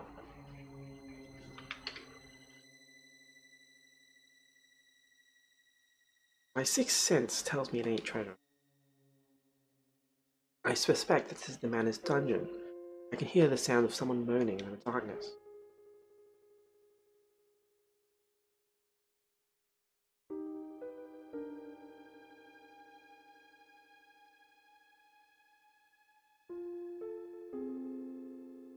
continued onwards.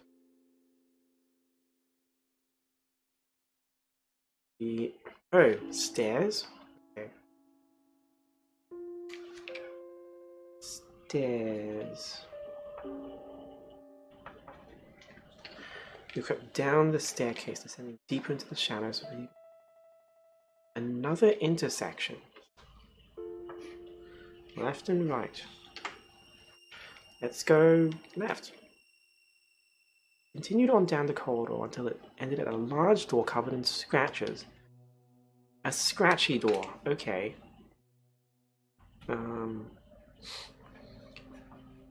Scratchy door. It bore the legend guard room in elaborate calligraphy. Okay. Let's go in.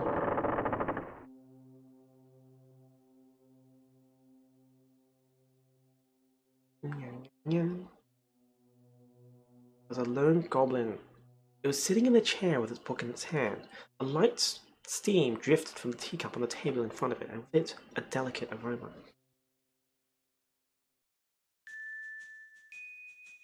The goblin peers at us curiously over its spectacles. Something different about this one. I could tell as much with a glance. Heavens! How rare it is to have guests! Heavens! How well spoken for a goblin. Would only feel dread and suspicion at the sight of him nonetheless. Sorry, mate, but we're not your guests. Cough up the key if you want to live. But the goblin didn't so much as flinch. Ah, you must be Kid. What a pleasure this is. I have always so wanted to meet you. Why, you're even more ravishing than rumours would. Before the goblin could finish, Kid's knife flew through the air. With a quick flick of his wrist, the goblin caught the blade of the back of his book. I see that your approach is as radical as the name of your merry band would suggest. Look at without a word. But her gaze had changed. She was like a cat cautiously studying its prey. And I was just getting to the good part too. I suppose I should have to give up on ever finishing it now. The goblin casually flung the book over his shoulder and into a nearby bin. Allow me to introduce myself, if I may. I am Grismeld, and I am the guard on the watch. No need to stand. Please do take a seat. You're welcome to tea, of course. You mean to poison us? If I may. Nigel calmly took a seat, ignoring the obvious suspicion in the air. Okay, I'll just sit down next to Nigel. He had some kind of plan in mind, I was sure. Kit didn't look like she'd be pulling up a chair anytime soon. She was standing with her arms crossed, eyeing the goblin suspiciously. The goblin poured 3 cups of tea. Here you are. Without the slightest hint of hesitation, Mangle took his teacup and lifted it to his lips. What? You Miailin tea, not a blend I'd expect to find. What a pleasure it is to come to a fellow connoisseur. Yes, it's a rare blend and one mainly enjoyed by the noble classes. Okay. This is great. My aches and pains faded away. Yay, I got healed.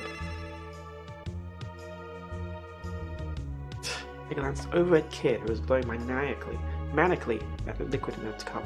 I'd forgotten that she was paranoid about burning her mouth on things. Now that we're comfortable, let's get down to brass tacks. I do indeed have the key to the dungeon, as you surmised, but you will also be aware that I could not simply give it away. She was still huffing and puffing at her tea. It seemed it would be up to me to respond.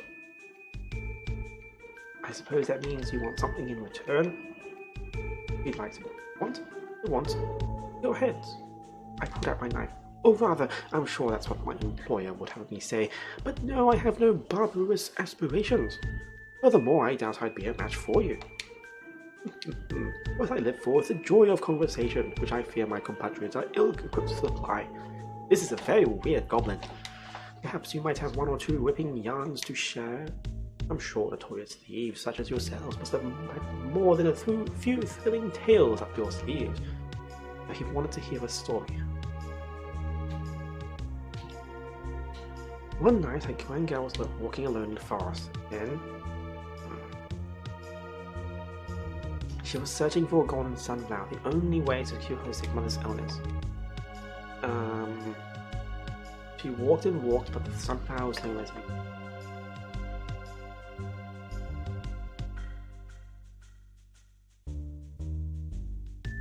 And then, in her moments of darkness despair, she...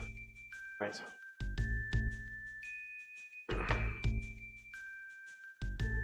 These will surely save my mother, she thought. She lost home to give them to her. Dear mother was hale and hearty once more with faith, and they all lived happily ever after. That was beautiful, murmured Kid, wiping a tear from her. Not quite how I was expecting, and not the most riveting of tales, but I suppose it will do. The key, as promised. Something didn't seem right, though. Was he really going to give it up so easily? And was it really alright to trust such a strange goblin? Ismail seemed to notice my suspicion. He leaned back into his chair, looking at the ceiling. When I was a young tyrant, a braver, stupider goblin, I once served General Viper, who was the lord of this manor until his betrayal by Lord Lynx. Despite my boorishness, Lady Riddle always saw something in me worthy of praise. Oh, what's Lynx's adopted daughter got to do with anything? Oh, you didn't know? Riddle's real father was none other than General Viper himself. Lord Lynx spared Lady Riddle's flame so as to not snuff out that of the frozen flame. It's an uncanny stone, you see, it has a life of its own, in some kind of spiritual bond with Lady Riddle. If only there was some way I could free the lady from this. Alas, I alone am powerless to do any such thing. Of course, I would have no qualms if, say, you were to topple the usurper. I assume you intend to slay the old beast, I mean. It was a strange inquiry to make so casually. Well, if it comes down to it. I was more than a little taken aback by the directness of Grismel's question. I'd never expected to find one of Lynx's own guards asking me something like that. Suddenly, I was shocked aside. We're gonna kill him tonight, and kill him good! And, in exchange, I'll have someone more at tea with take with us. I suppose I have a bag I can share.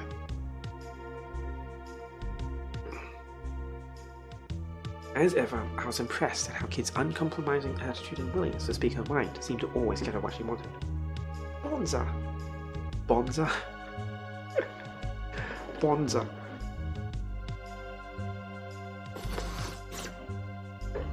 Wow, that's Bonza. Jeez. Okay. You can trust me, I'm a girl of my word. That might have been the biggest lie she's ever told.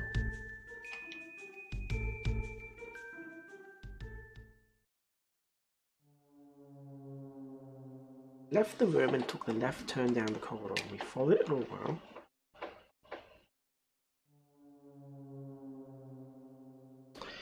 Where was that? I'll just write the guard there. We pressed on. We followed the corridor for a while before coming across a small door. Let's go inside. Open the door. Oh, it's a kitchen. Wait, did I mess up my map? Oh well. Right, I'm supposed to go up the stairs. A basin for washing dishes. Cooking utensils. Mousetrap. Looks like tomorrow's lunch.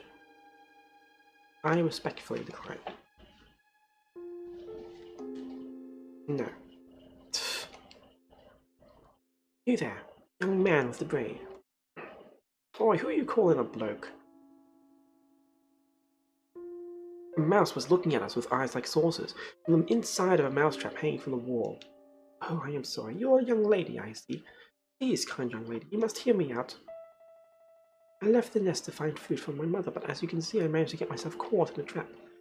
If you leave me here, I will surely be eaten by goblins. My mother is sick and she'll be terribly worried about what has become of me. The mouse was clearly begging for its life, but there was an odd little glint in its eyes. Fine. The mouse gave a wicked chuckle. You poor naive fool. Oh dear. Another griffin?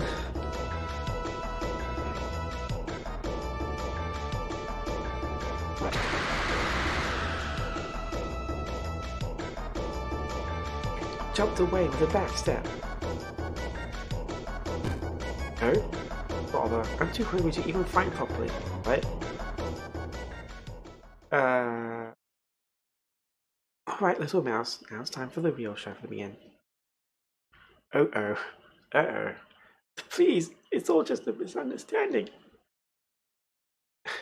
Okay.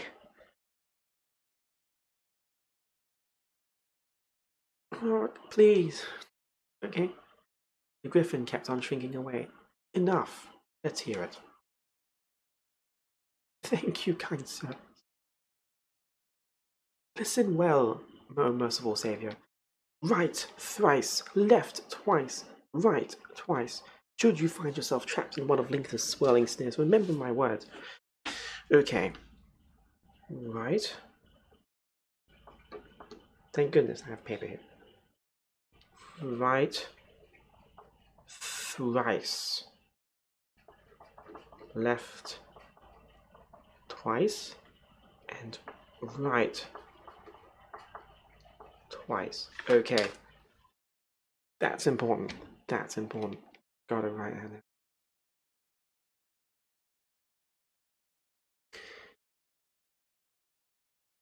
With that, the griffin returned to its mouse-like form and disappeared into a small hole in the wall. Captain Lynx's snares? Let's get out of here. Leaving the room behind us, we took a right turn down the corridor. We followed it for a while before coming to an intersection. The way to... yeah, okay. Let's go up the stairs.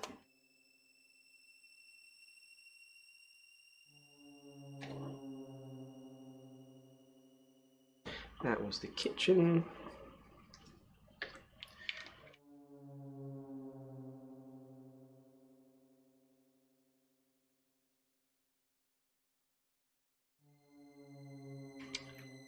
Straight towards the cell.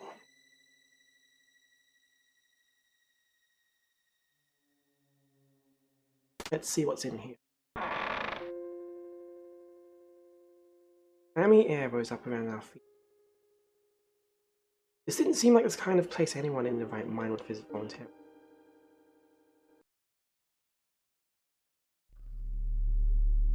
Pushed a heavy iron door the rest of the way open and steps into the darkness.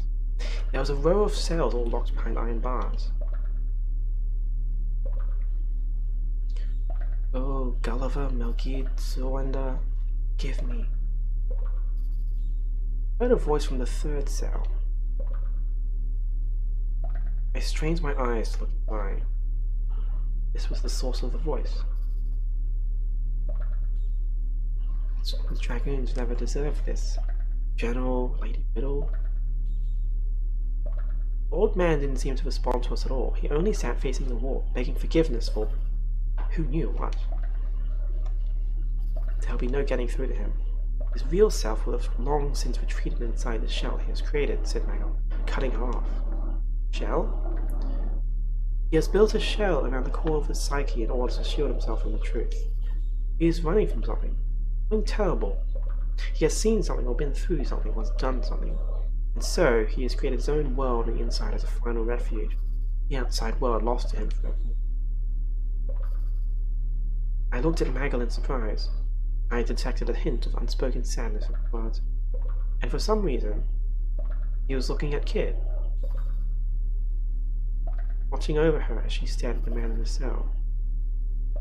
Seeming to notice my gaze, Maggle turned back to face me, assuming his usual emotionless expression once more.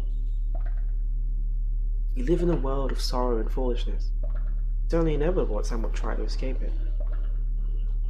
But despite his hard words, his eyes retained a certain softness, his steely gaze giving way to a gentle light. You understand? I think so. I gave a slightly evasive answer. You seem confused. I don't blame you. You'll come to understand eventually.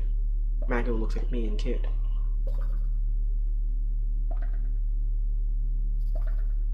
Let's just leave him be. Wait. You must find some way to get this man to speak. Some things he said piqued my curiosity. He mentioned the dragoons.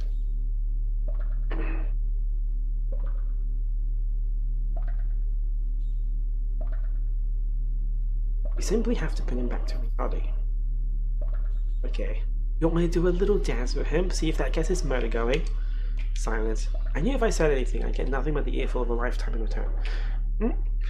What are you playing at, Serge? Ugh, that was a close one. I don't think that would work. Kid's fist flew straight towards his face, but Nigel shifted his weight effortlessly, avoiding the attack, and continued. You'll need some kind of key, something that will reach him even through the barrier he's erected. We gotta find it. I don't know, but there's someone in this manor who can tell us. Riddle.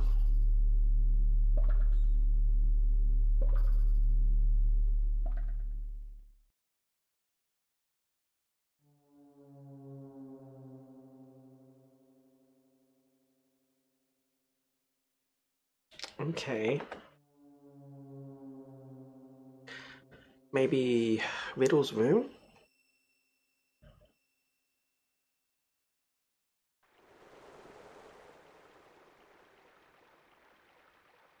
On.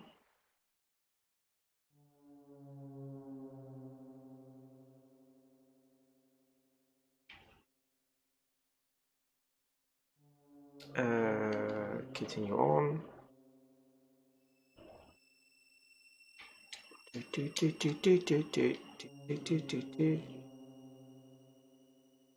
And inside.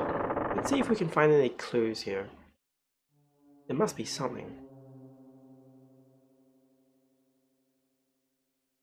Maybe a music box? Is someone there? Came the voice of a young woman. He shrank into the shadows. The woman appeared from deeper within the room. She was lightly made up and had a gentle, unthreatening air about her. Kid had already darted over and thrust her knife out, stopping the blade only a hair's breadth away from. Where's the frozen flame? Answer me. Oh dear. Kid, do we really have to do it this way? Riddle couldn't help but giggle as she watched us bickering. What are you laughing at? It's just, you don't seem like thieves at all. I really like this really lo-fi artistic choice of the background. It's like, it's not really showing the room, it's just focusing on the mirror. And you see the room in the mirror. It's very minimalistic kind of like text adventure with, but still has enough graphics to kind of keep your interest. I'd be surprised if that knife could cut anything. For a moment I felt faint, imagining her on the floor covered in blood. She had thrown her knife to the floor, and I saw that it was only a letter opener.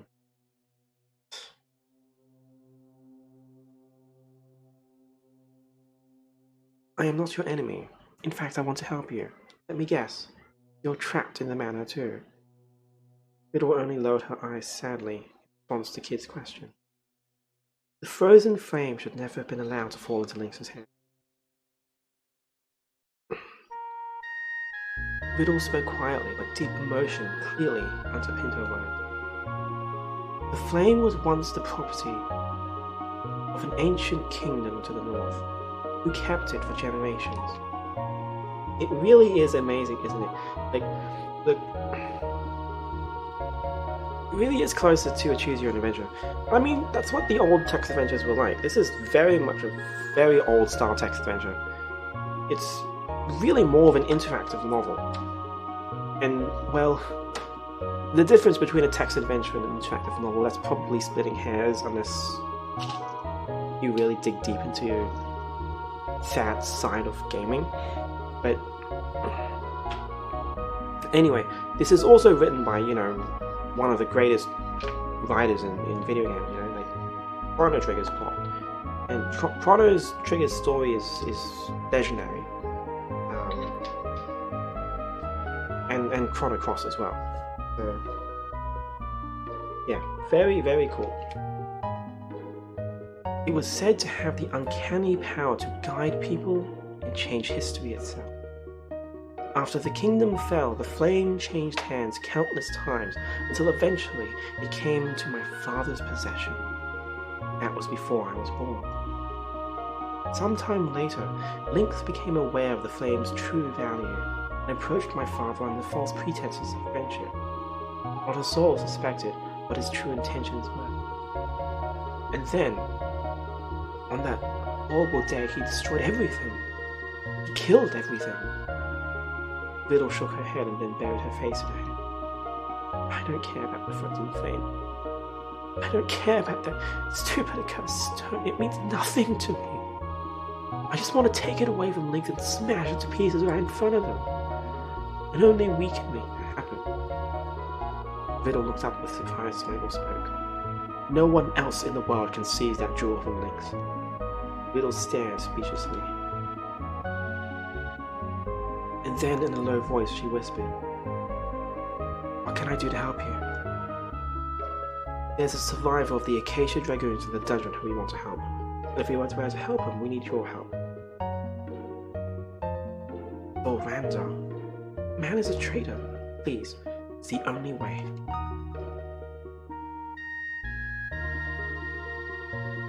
The Chamber of Death. There might be something to bring him back to his senses there. After all, it was there that he chose to abandon his pride. Life? I assume the Chamber of Death must be the cell with the ceiling. Yeah, that's gonna be a problem. That thing down there killed us last time. You'll need to take the Iron Lancer with you. It is a sacred sword said to have been forged by an ancient sage and assists the blade to the crimson cursed Mother Moon. The timeless blessings of the Iron Lancer will surely keep you safe. It used to be such a sight to see it in the hands of Zorander. It danced like the wind, shone like the stars, and struck like lightning. Lost again in memories of fonder times, Riddle once more bowed her head. Forgive me, I have little more to tell you. You've told us more than enough. We'll take our leave now. I wish I had the strength to change things. It ain't about the strength. About having a purpose. Something to fight for. I'll be praying for you. Maybe you can cross your fingers too. So, that's the sword in the clock tower. And then, so I'm going to need to like backtrack a bit. Not hard to figure out, not hard to figure out.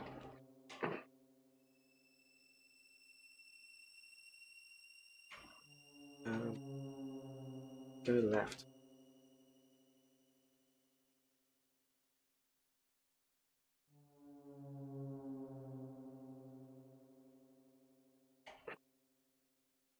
There's the upward.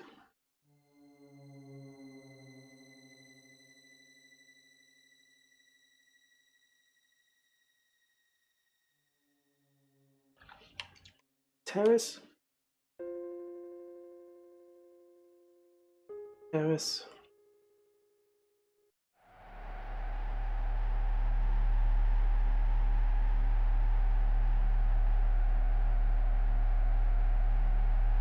Oh, that's outside.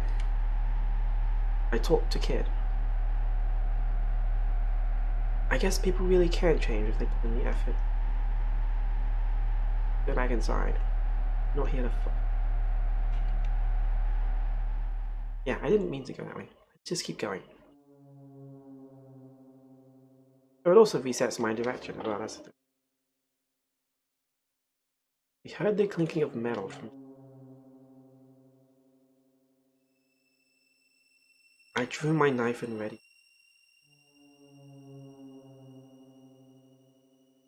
You know something? You're starting to look like a real thief.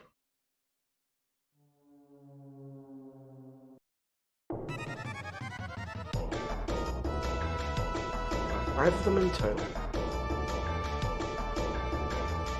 Having been well looked after in this palatial manor, they've grown to be even bigger than Magog. Morningstar. Wait, or is it a flail? I never could remember, and I didn't have time to think much more about it.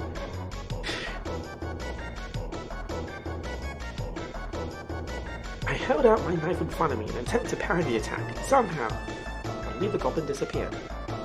I looked to the side to see it buried in the wall, arms and legs akimbo. Did you really expect to stop a morning star with only a knife? Your stupidity will get you killed. I didn't expect to actually do that. I was angry, but okay. I grabbed the weapon and prepared to finish it off. He won't be getting up anytime soon. I'm not that kid.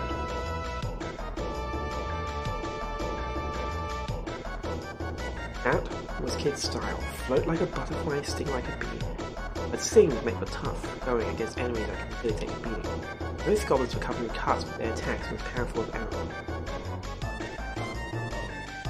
I attacked it with a morning star I picked up.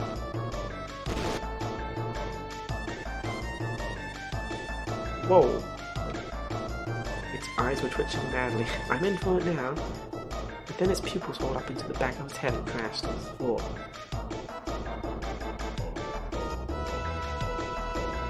There was a terrifying look on her face. I was sure I had to get another earful. Blimey, that must have hurt. She looked back at me.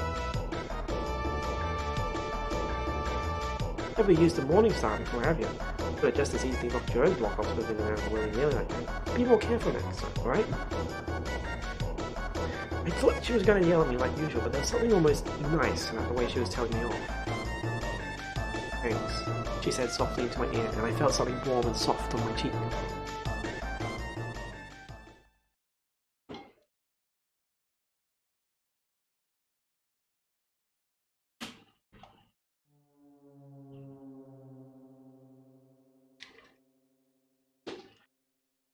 Clock tower. Let's get the sword.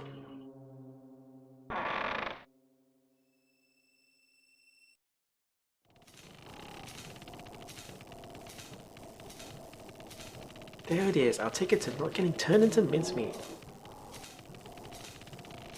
Two ancient blades, the sacred Iron Lancer and the cursed Master. You know something about this Master Moon? Oh, that's interesting. It's because in Chrono Trigger, the legendary sword was called the Grand Leon, but that's only in Japanese. It got changed to Masamune. Then there's like the Master Mune. It's interesting that they're actually retaining the terminology here. It's nice to have, you know, consistent translation standards. Took a while, but Square Enix finally has it.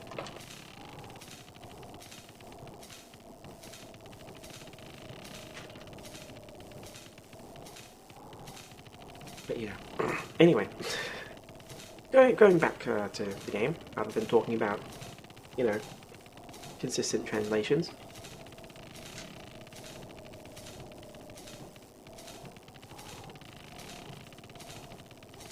You're being weird, Mag. Who, me? A scrawny little... My jaw... In whose dark dreams was the kid only a scrawny little girl, I wondered? Ow. What the hell was that for?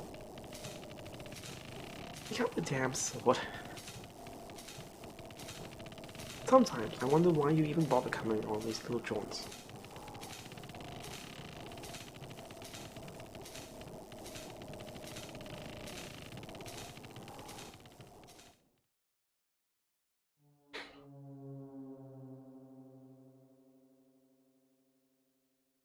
Right would lay the depth of the manor.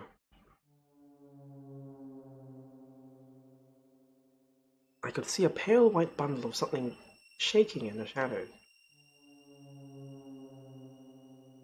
Oh dear. The white figure reached my foot and reared up to its full height. It was a skeleton!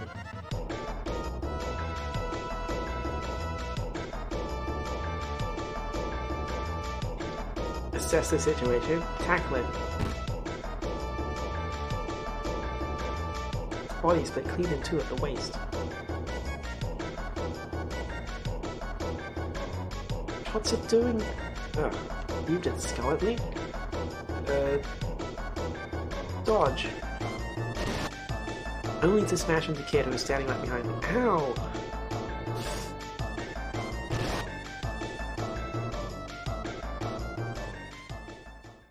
Ugh, sorry, Kid. I was doing great. I felt like nothing could stop me. Just goes to show, any old weirdo can make something of themselves if they put their mind to it.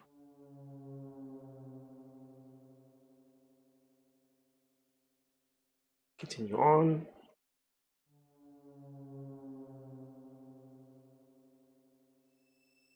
I'm pretty sure, like I'm reasonably certain that this is not a long game. Like I said, this was a downloadable game. And like it was like you had to download it onto a RAM cartridge, right? So when you turned off the console, you'd lost the game. And that meant that,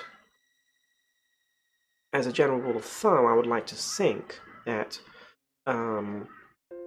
like the game is only long enough for you to finish it in the evening, because it kind of has to be, right? You download it and play it when you're home from school or work or something, and then you go to bed. So it has to not be longer than an evening.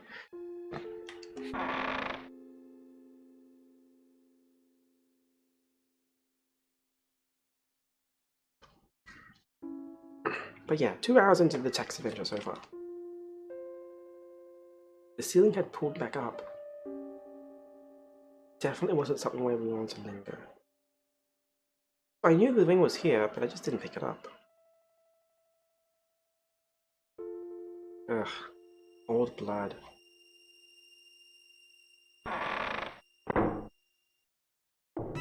Ugh, it started again. Here we go again.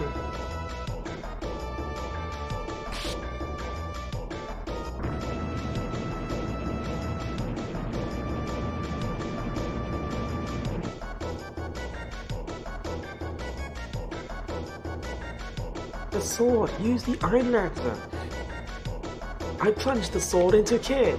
Oh, that's a game over, isn't it? I plunged the sword into the ceiling! The crane! Okay. Plunged into the ground! A shock ran through the room. Beams of light scattered from the blade, covering the floor and walls, and then racing upward. The ceiling gave an almighty judder and then stopped.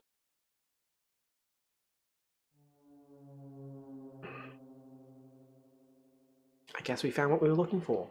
Part of the wall had collapsed, revealing a cavity behind it. It looked like a piece of solid stone. It was a slender ring, a delicately engraved design that looked like overlapping ferns. The ring was adorned with several small rubies in a pattern that resembled a bunch of grapes. The Crest of Acacia. This must be an Acacian signet. Kid put the ring on her middle finger where it sat uneasily. It didn't seem to be in her size. The rubies gave off an eerie glint. Right, let's not spend any more time in here than we have to. We managed to follow the trap and retrieve the Acacian signet. I left the Iron Lantern where it stood and we exited the room. With Kid in the lead, we headed downstairs. We went down the stairs and continued straight ahead, eventually coming across a sturdy... Okay, backtracking. Should stop reading stuff out. Continue on. Continue on. Kept following.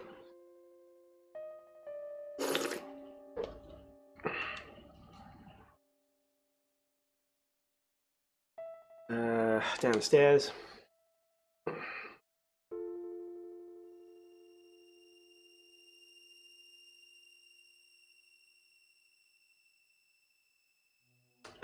Atrium.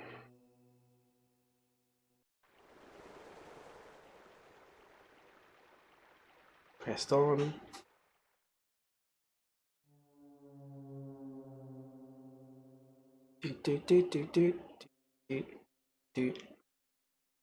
Towards the dungeon.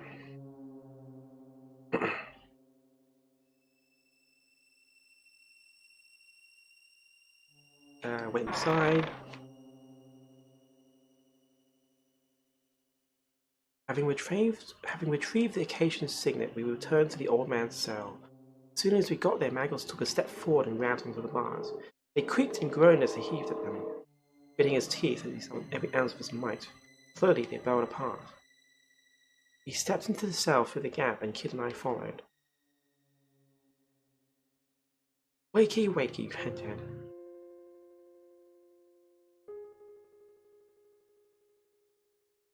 Could you make her stop? Ask Madam to make her stop. Is this how we're going to break through a shell? Fear not. This approach is as good as any. But do we even have the right to drag the poor man back into reality? I'm prepared to do anything to achieve our goal.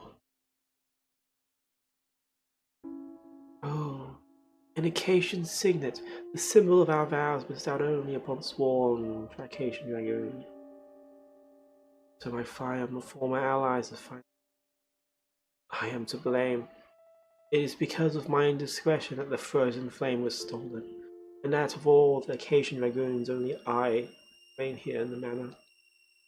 Now all is well, for you have returned. Oh, Melgir, Zorandar, where have you been all this time? You all returned to Lake Stoic. Where's the frozen flame? The frozen flame? And then, a wan smile crossed his face. A wan smile? Is that a typo? No word. Little. It's been far too long since I last had the pleasure. You only need turn the third candlestick from the left as you enter the main hall. That's what will open the underground vault. Third candlestick from the left. Kid wrapped her arms around the old man and held him tight. Third candlestick from the left. And then in a trembling voice, she whispered, "Oh dear, it's raining. Just a sec."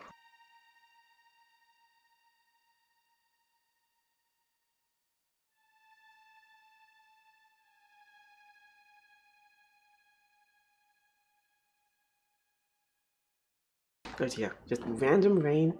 Huh.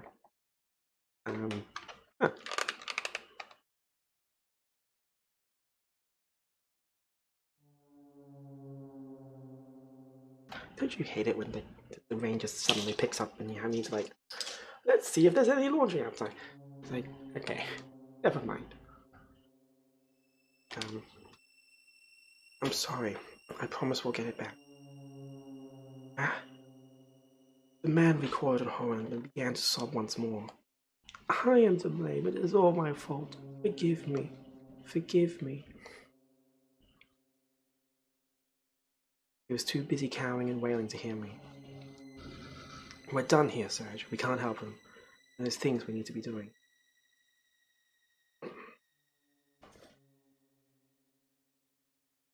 Okay. Towards the atrium.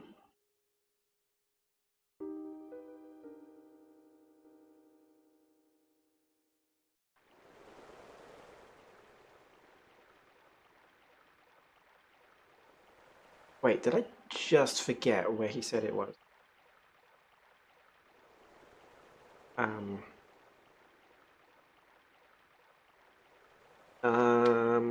Geez, did I really?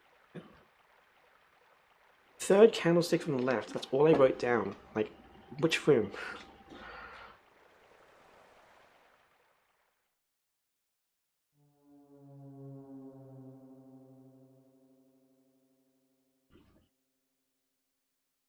Yeah. Cool. You know what the great thing? We are back. You know what the great thing is about having a break here? Is that I can immediately open the VOD that I record offline, like on the side of every single time. So, oopsie. Okay, so just had to like go back a bit and just check the dialogue again. It's like, okay, third candles. So, oops, that's a very loud can sound. Third candlestick from the left in the main hall, and then as I check my map, which I have drawn here. I do have main hall written down. Unfortunately, man, I wish I could share this. It's gonna take like a few minutes. Like it's gonna take like 10 minutes for me to set up sharing my piece of paper. Like if you really want to see that, you know, do give a shout. But otherwise,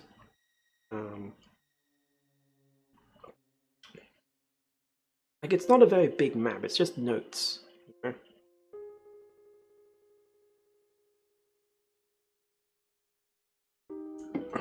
I mean, like it's gonna take a while for me to set up. Like, how interested are you in seeing these notes? Because that's what you have to do for a text adventure. You have to take notes.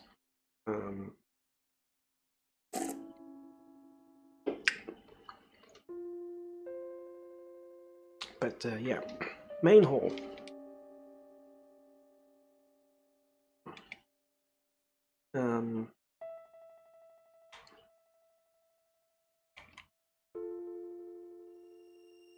Yeah, I'm 2 hours into the game. It's a single piece of A4 paper with essentially just a map of every room I've been in so far.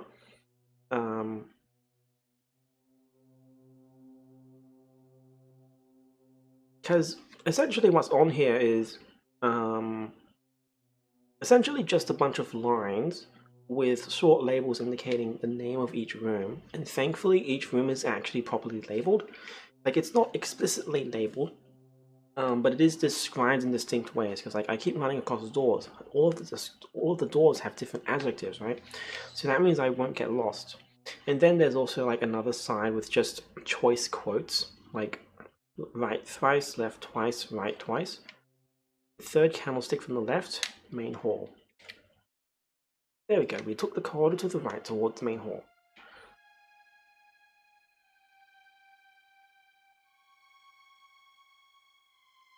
Went inside. Looks like the coast is clear. Dozens of candles.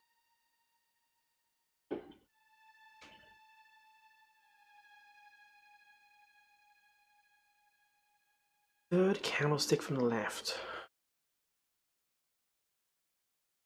I held my breath as I walked.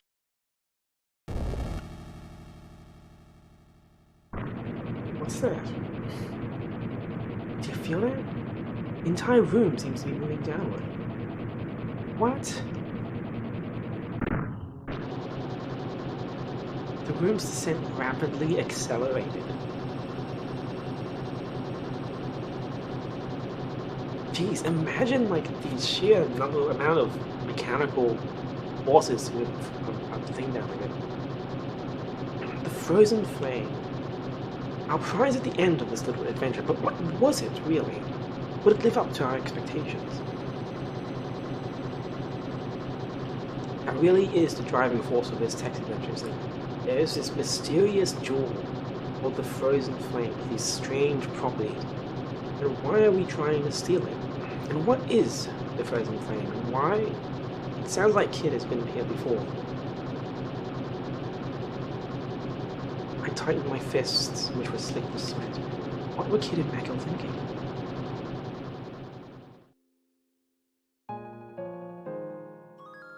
As if in response to my thoughts, a quiet voice came from next to me. Sometimes I looked over to see her standing stiffly, staring forward with her hands clenched into fists. Sometimes I feel like I'm stuck in a losing battle, a fight I'll never win no matter what I do. It was a side of her I'd never witnessed before. Even from this angle, I could see fear and doubt flickering across. I felt a tender sting in my... What are you fighting? What are you fighting against? Good question. Fate, maybe? Life? Not sure I can put my finger on it exactly. It ain't Lynx. I mean, sure, I'm here to fight him, but that's different. It ain't clear cut like that. I feel like there's another me inside me. One that's just sitting there, looking out at how empty and pointless everything I do is. That's the best way I can describe it, anyhow. Listen to me. No bloody nonsense, eh? I didn't know exactly what she meant, but I felt like I knew broadly what she was. She may have talked tough, but underneath it all, she felt fear and uncertainty like the rest of us. I mean, it was no great revelation in and of itself, but hearing her say it out loud gave me a strange sense of relief. I stole another sidelong glance at her. Her expression was different, more mature somehow. Sorry, mate. You didn't need to hear that. Not exactly betrayed my grand to carefree banter, eh? She stuck at it. Normal sailors had been resumed, or so it seemed for. Thanks, sir. And you, Mag, he said, something serious again. Wouldn't have made it this far without you both. Listen, if we don't, after this, I mean, if we don't get another chance to, you know what? Forget it. She closed her eye, forced a smile.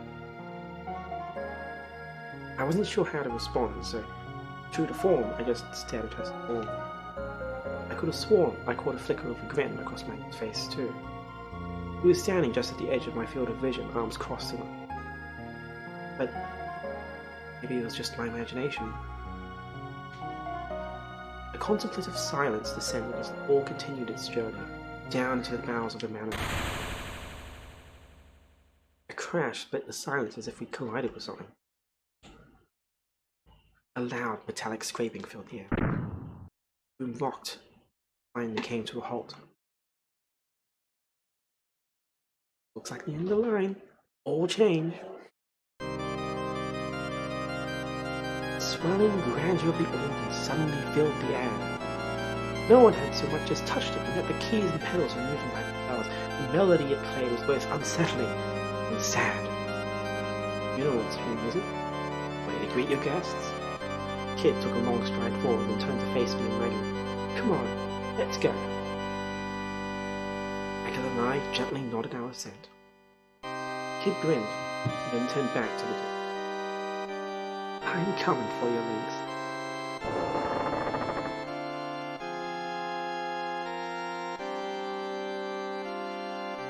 We continued down a long dark corridor, the walls slick with condensation.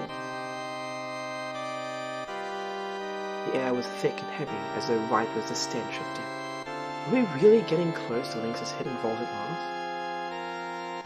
And was there any turning back now for any of us? There was something strange about Kid that night. Michael didn't seem to be his usual self either. To begin with, it was vanishingly rare for him to speak so much, let alone to show any kind of emotion. What happened to make them change like that? Unable to take the silence anymore, I had to ask the question that had been in my mind all this time. What is the frozen flame? Why do you want the frozen flame so badly? Is the frozen flame really just a jewel? It is a sacred stone that cures all ills, heals all wounds, and grants eternal life.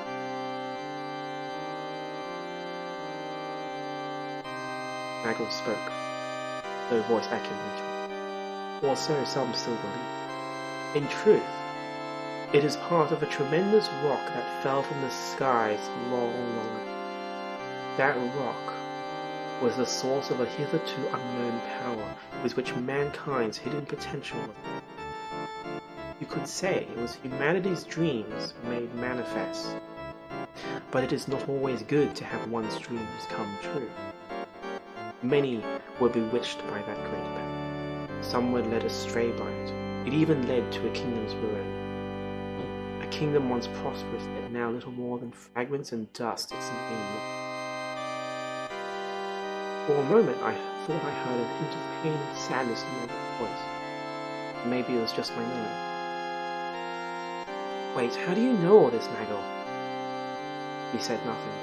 He only stared at me with his piercing dark eyes and then continued onward in silence. For a while only the sound of footsteps echoed. And then Kid gave a doubtful hump. Look, I don't know if all that stuff about the first thing is true or not. It's neither here nor there to me. Okay, so that description of the flame, that's a reference to Chrono Trigger. Because there was an ancient kingdom that essentially discovered magic because of a meteor that fell from the sky. So the frozen flame is a fragment of that meteor. Of course, what that meteor was, well, if you know Chrono Trigger, you know what it actually was, but let's just move on with the story in here. It'd be interesting to see if this stands up on itself, but no. She raised a fist. We're here to settle the score with the Lynx by nicking the thing. That's all I know, and that's all I want to know. Lynx seen in the frozen flame. Why had it been worth risking so much for? We trudged on down the dark passage, each of us alone with our thoughts.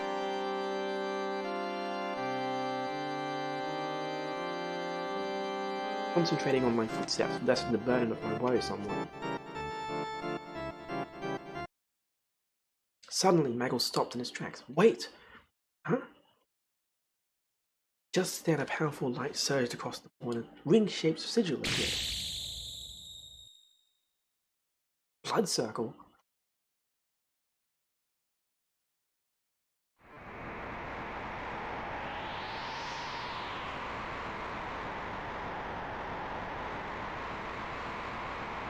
Oh wow, I can see its design. It's very different. It's a green skirt, and Surge looks totally different. The sigil rotated left and right with us at the center, cutting off all roots of its skin.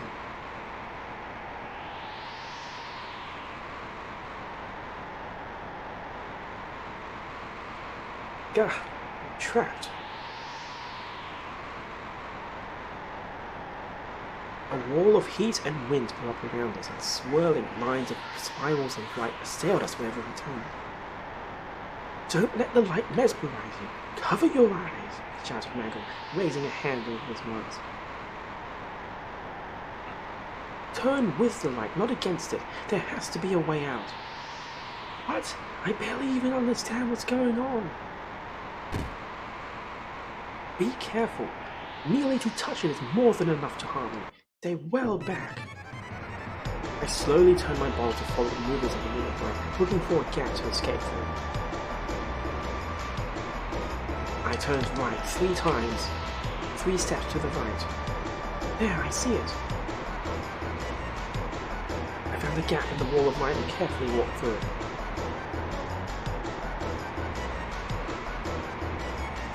Still another wall of light. Left twice. 2 steps to the left.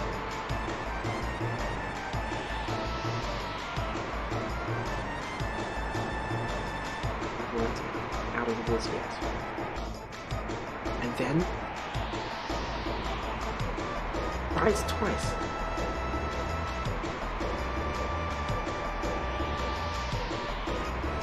Wow, helping that mouse was really helpful.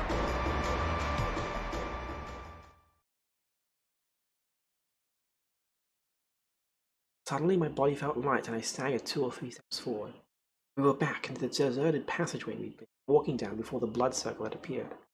The sigil had vanished from the floor and everything was silent, as if nothing had ever been amiss. And then I looked up. It looks like we finally made it, boys. The kid strode up to the door with a wicked grin on her face. The true frozen flame awaits. Michael's eyes gave a glint from behind his mask, like glass catching moonlight in the darkness of night. Let's go. Place, huh? It narrowed her eyes, straining to see our surroundings in the darkness.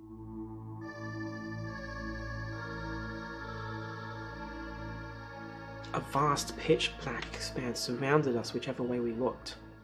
It was as if we'd entered an impossibly vast cave. We were in a place forgotten by time, unknown to the world, hidden deep within the bowels of night. A gentle crimson light hovered in the darkness. Frozen flame. Alright, now it's ours. The light of the flame ebbed and waned gently, as if responding to Kid's voice. What the heck is this place? There's mountains of rubble everywhere. Maggle took a step further into it. It said in a whisper that was almost a groan. No, it can't be. Ah, but it is. The ruins of the lost kingdom of mages. The voice drifted down through the darkness from above. Kid looked up in shock. Lynx! I'll kick your flea-bitten ass so hard you'll kiss the moon. Kid pulled her knife out from her belt and threw it as hard as she could.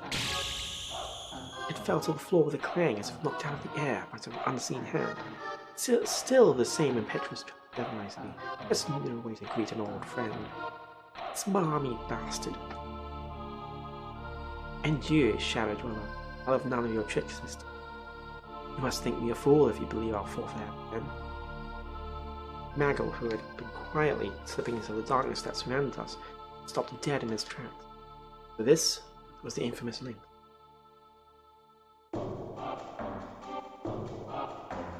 Wow, that's a completely different guy. What the heck is that? The lord of this deadly manor, the man who had murdered the closest thing Kid had to family, who had assassinated General Rival and eradicated the Order of the Acacia Dragoons. A pleasure as always, my dear Kid, and I must say you followed the trail of breadcrumbs I laid for you admirably closely, my greedy little sneak thief. What the bloody... Lynx narrowed his eyes as his lips twisted into a snarl. You know what I want, Kid. Give me the stone you carry. The stone? Don't know what you're on about, Link. Spare me the action. I know that you have it. I know she gave it to you. Hand over the time egg. Now. The what? Whatever it was, I'd never heard of it. You're dreaming if you think I'll give it to the likes of you. It's all I have left of it. I'll never let go of it, not for anyone, and definitely not you. I'll tell you what's going to happen, you bastard. First I'm going to take the frozen flame, and then I'm going to ram it down your throat. Incorrigible young fool, I was hoping this might be a civilized exchange. At last it seems my words will only fall on deaf ears, and you're determined to repeat your past error. Last time I showed you mercy and let you leave with your life. That was a mistake. One, which I mean to correct. Surge, Maggle, stay back. Kid took a step forward, staring at Lynx. Gaze. This ends here and now. You'll pay for what you've done. You'll pay for what you did to Locke.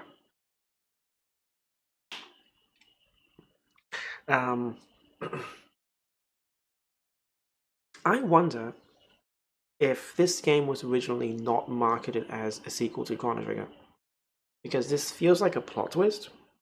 Locke is one of the main party members of Chrono Trigger. Well, she's dead. Or something. With a scream, Kid leapt into the air like a bird taking flight. A foot lashed out with a sizing kick, aimed right at the side of Lynx's head. But there was no contact. Where Lynx had been moments before, now there was only empty space. Kid landed and immediately launched herself back into the air, putting the full force of her momentum into another kick. This time, Lynx leaned back. Then Kid's foot swept past, only a hair's breadth from his own. And then it was Lynx's turn. He lashed out with his saber, carving an arc with the air in front of him. Kid was ready for him, however, and had already jumped back to the same distance. The two glared at each other from mere footsteps apart. At least you have the decency to prepare a little better than last time, Lynx purred. A red line appeared on Kid's cheek, slowly coalescing into a drop of blood. Kid! In a flash, he launched himself into yet another attack. Lynx dodged to the side, then made to strike her, whose hilt with a saber. Kid moved awkwardly to avoid the attack, losing her footing, and then Lynx was on her like a bird of prey before she could fully recover. There was a gasp and a cough as Lynx drove his knee into the pit of her stomach. Kid collapsed. A steady stream of red dripped from her lips. Will that be all, girl? Lynx gave Kid a merciless kick to the side, sending her flying.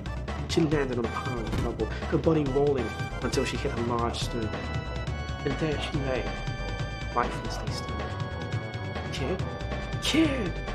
I I screamed her name as I charged toward Lynx, but Mago was there already. He flew through the darkness and parted the shadows before crashing down on Lynx like a bolt from the blue. Lynx jumped back and countless threads of light flew from his fingertips towards Mago.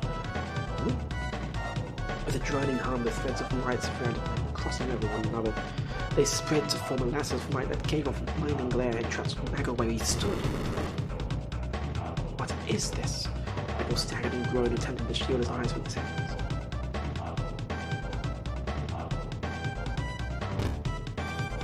It is a simple enough spell, my shadowy friend, for those inclined to learn it, and one which, sadly for you, leaves no darkness in which to hide. You've been quite the thorn in my side. Lynx leered at Mago with a venomous grin. I'll let you live long enough to regret it. Mago struggled and groaned.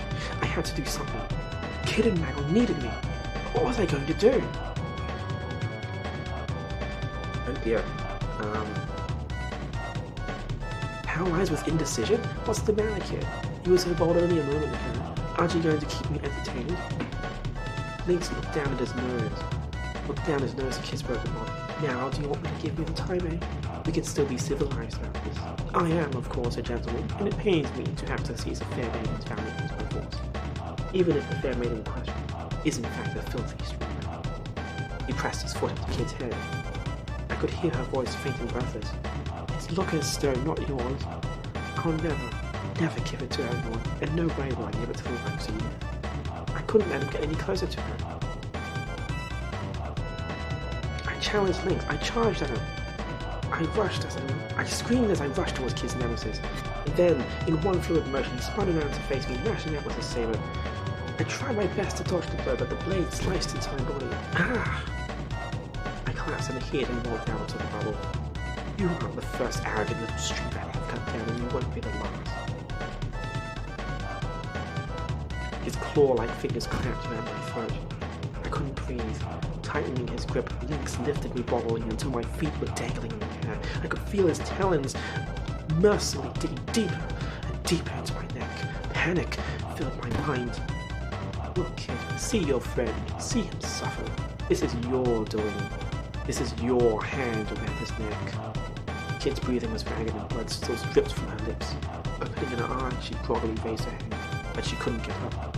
She didn't have the strength. Give me the time egg. Do you even know what it is? I suspect not. Think of it as a concentrated pocket of space. With the frozen flame and the time egg in hand, one can bend the fabric of time, space and time, and rewrite the past. So, in Chrono Trigger, you ended up getting a time egg in order to go back in time and defy fate and prevent a paradox at the same time. But you got that from someone at the end of time itself.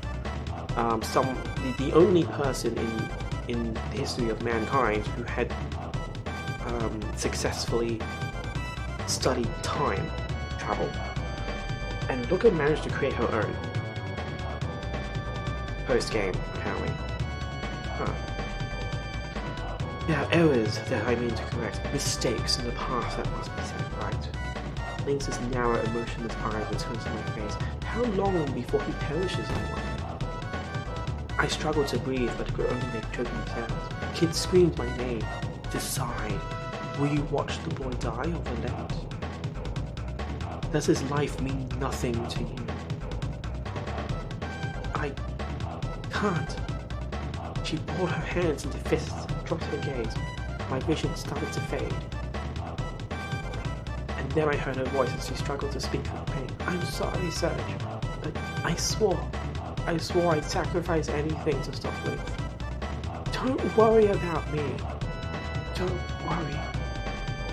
That was all I could do to force the words out past Lynx's icy grip. I was starting to check out. Was this really how it was going to end?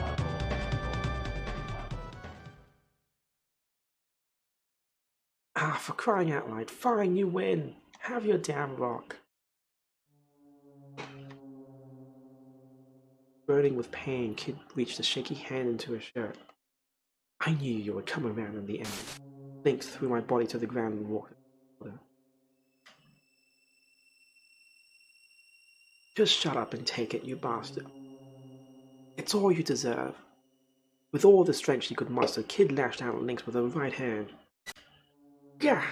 He leapt back in a desperate attempt to evade the blow, but it was too late. Kid's nails, sharp as cat's claws, raked mercilessly into his face. Lynx roared with pain. He staggered, clutching his left eye.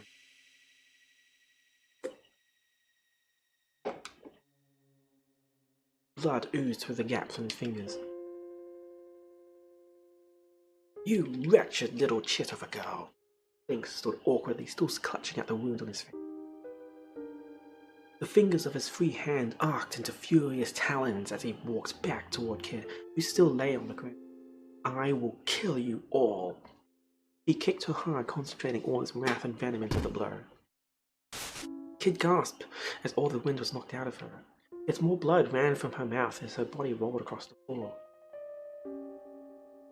Lynx turned his head slowly to look at me, one eye fixing on me coldly as it came into view. Took a step towards me. Yeah.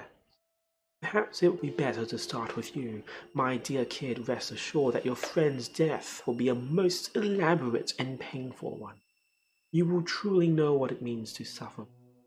I will put you through the same suffering as I did that looker woman. Kid's body stirred with shock and horror. Her eyes slowly opened, fixing on Lynx. They were wild eyes, stained with the blood that poured from her brow. Gritting her teeth, she staggered to her feet. Lynx! Lynx! Then an explosion of light burst forth from the frozen flame. Another light began to form from somewhere near Kid's chest, resonating with the light from the frozen flame. Twin lights entwined, twirling slowly upward, and as it rose, the golden spiral spread. No! This can't be! Lynx stood motionless, transfixed by the spectacle. Was this the Time-X power? Kid screamed as a raging blaze of light engulfed her. I'll never let you do it again. I'll never let you steal from me again. Bathed in the glow, her body shook. Blood-red tears dripped from her eyes as they took on a distant look. And then she collapsed to the ground as if all the life had gone out of her. I heard a voice. It was quiet and still like the evening.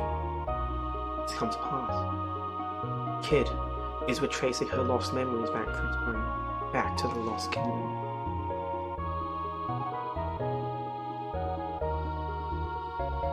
It was through her power that the kingdom fell, that it was swallowed in the all-encompassing vortex of time. In her grief, she wished to disappear. Her past, her future, she wanted it all to sink into the void, to be lost in the seething whirl of time. She despised what she had done. She closed herself off from all that she saw and heard and cursed her very existence. But the stone wished for her to live. The hands of her clock were rewound, her memories unraveled. The stone gave her a chance to begin again. The stone had both the power and the will to bring this all about. Thinking through the sea of time, she drifted here, a mere babe, her memories a blank slate.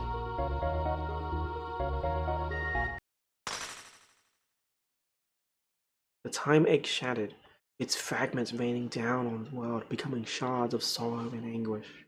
The world around us drifted into pieces, it swallowed us, engulfed us. We were consumed, locked into the void. And then, a girl's scream echoed in the darkness. That voice, Kid? It sounded just like... No, this is all wrong. The black vortex, it surrounds us. No, stop!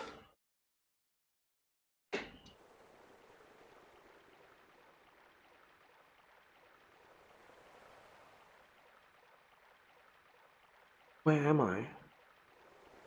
I've lost everything, but now I can but wonder. Those are the floating islands. The world drifts, and time is a blur. There is only an endless, unknowable sea. This is where time begins and ends. This is where all life finds peace. I see myself as a baby crying next to my mother, an exhausted yet proud look upon her face. Are those fish? I see myself aged and wizened, waiting to succumb to death's embrace with a smile. I see countless incarnations of myself, walking time's intricate corridors as ghosts. This is a place where countless worlds overlap and infinite dreams play out. Oh, a dinosaur. If only I could rest here for eternity. If only I could free myself of all my burdens and sleep here in this sea of dreams. But I hear it calling me. I hear the song.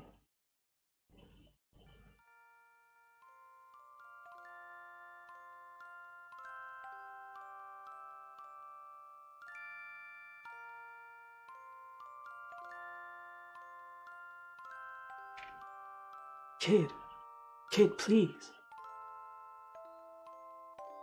Can you hear me, kid? Say something. You've got to stay with me. Who's that? Who's calling me?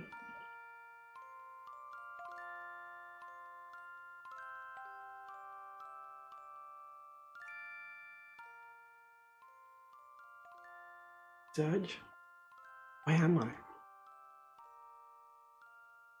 Kid, you're awake. I heard a song. It was beautiful. It was that song, that look I loved. I'll never forget that song. Makes me want to cry whenever I hear it. I'm just glad you're back. It felt like I was losing you. Like you were going somewhere far, far away. Before I knew it, I was humming the song for you. I don't know if I ever mentioned it, but I wrote it when I first started out as a musician. I knew you liked it, so Kid gave a gentle nod. It was you. You were the one who called me back. It was you calling my name. Thanks, Serge. It's okay. It's okay now. I'm back. Suddenly she gasped with pain. Lynx's saber had plunged deep into her right shoulder. And towering over us was Lynx himself. I told you, kid. I told you I would kill him. He had no strength left to fight. What was I going to do? I tackled Lynx. Damn you! That's quite enough. But what about Kid? Was she okay? I looked desperately around to find her eyes clouded with pain. Alas, your time has come. Enough. Stunned, we looked toward the intruder. There stood an old crone, her wizened features obscured by a heavy hood. How had she made it all the way down here? Lady Vera, and what have we done to bring Promise and Magister General running anyone? It's been far too long, Lord Lynx. A pity that I seem not to have caught you at your best. The crone let Lynx's mad stare head on. I will take the further blame. After all, it seems you two have been quite unable to decide which of you should have it. She raised a hand and armed soldiers poured into the room. It seems like a good time to leave. You'll regret this, witch. He kicked off from the floor and his body rose in the air. Then he turned his venomous grin on us. And you, kid, you'll pay for this with your life soon enough. You'll never be safe from me. With that, he disappeared like a puff of smoke. The crone lingered for a moment, her eyes resting on us. Kid, if you wish to try and steal the Frozen Flame again, you are welcome to try anytime you please. We'll be waiting. But you have to get out of here alive first. The soldiers drew their weapons and fell upon us. Darkness, heed my call, with Kid stomped against him. Nagel spread his arm and drew a sigil in the air. Hurry, Serge. This way. I grabbed onto him and we plunged into blackness.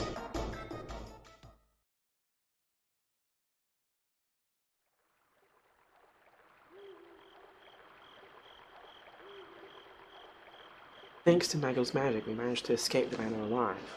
The lights of torches flooded the forest. We could hear soldiers calling to one another. We stopped briefly in the darkness of the woods, and Kid leaned heavily on a tree, desperately trying to quiet her agony. It was a terrible wound she'd suffered, and it seemed to be taking its toll. Are you okay, Kid? Don't worry about me. We're surrounded. It won't be long before they find me. It's me and Maggle they want. Get out of here, Serge. It's us they want, not you. What are you saying? I'm not leaving you here. It's nothing I can't handle. Besides, I got Maggle with me. But I remembered everything. I remembered another me. A me from a long, long time ago. Slowly, Kid averted her gaze, looking up at the night sky. I have to go.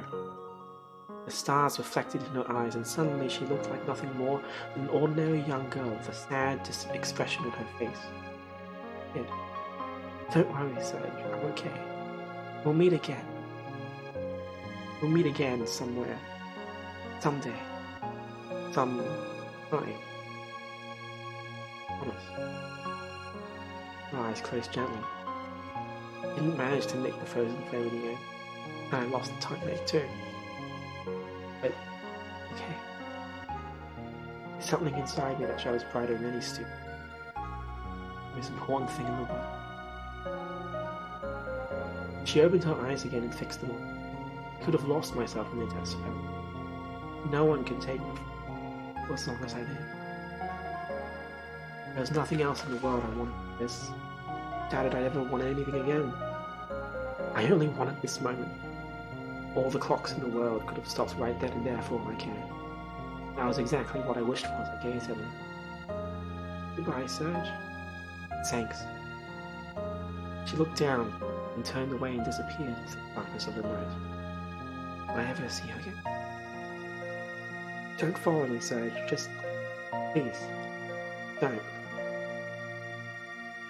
I strained to try and catch a glimpse of her as the last traces of her shadow vanished toward a place I might never meet again.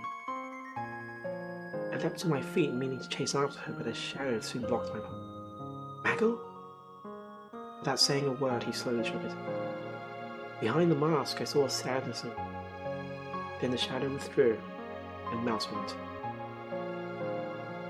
Don't leave me. What?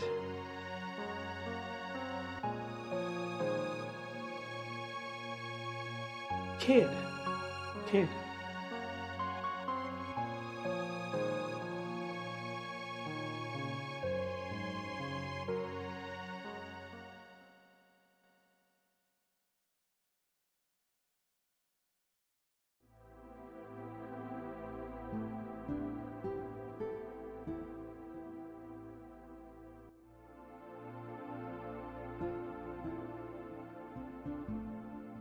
So ends another tale. Perhaps one day, see Kid Maglinville again. One day. Somewhere. Another time in another world. Perhaps none of us will even realize it. That's a story for another day. Now I must put down my pen.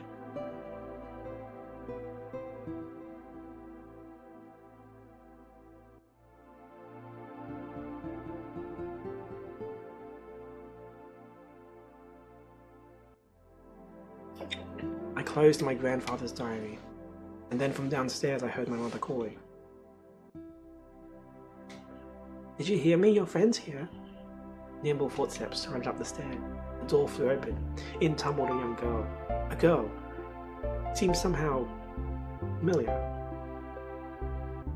Hey, Serge. Beautiful day for adventuring. I found a rundown old manor off in the woods sycamore. You want to go exploring? Come on, put the book down. Let's get out of here.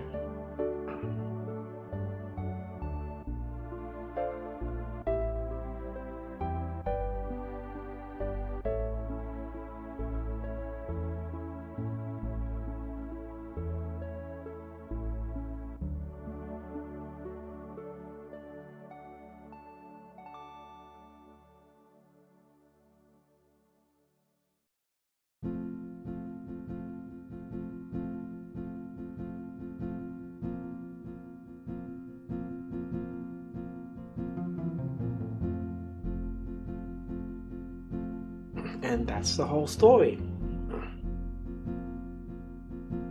Huh. It's in Japanese.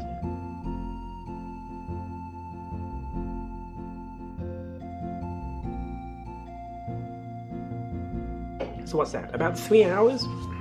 3-hour short book. What do you think of that? It's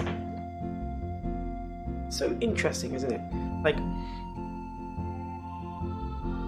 apparently there are actually 7 endings to this. And there's more to this. There's like a joke ending, like something involving UFOs, I think. And there's also like different paths which reveal more about the characters.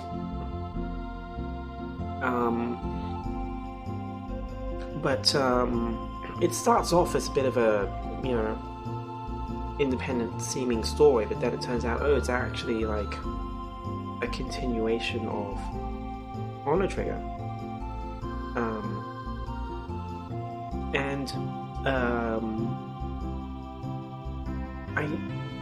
not really sure where exactly this fits in the Chrono Trigger lore on a meta level, because depending on how you think of it, this is essentially the story concept which turned into Chrono Cross. Like, either it was like a prototype or a pitch, or it was just the beginnings of more expanded world building which they reused for Chrono Cross.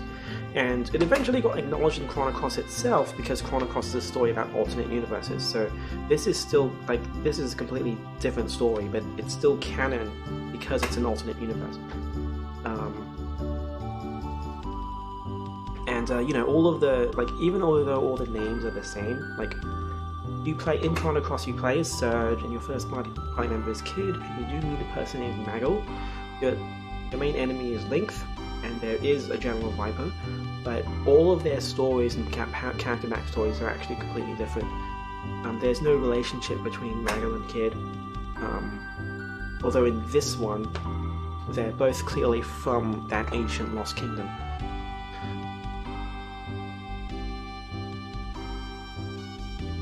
And Surge is, of course, someone completely different. So, still, it's just... I can't believe I'm actually playing this for the first time, that's all. But yeah, this was on the Super Nintendo, but only on the Satellaview.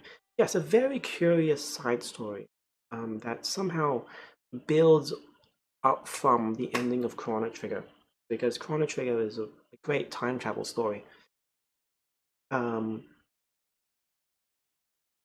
Because in Chrono Trigger, there was this, well, you saw a little bit of it mentioned here, but there was this ancient kingdom that gained the power of magic, and then they got destroyed because it turns out their source of magic was malevolent, and it was just waiting. They harnessed that energy for themselves, but they got destroyed in the end. And from that ancient kingdom, I'm just describing Chrono Trigger spoilers here, but whatever. From that ancient kingdom, there are 2 people who survived, quote unquote. One of them joins your party, and the other one is kind of lost to time, and that's always been a lingering plot thread. Like, that's the one mystery that's remained ever since.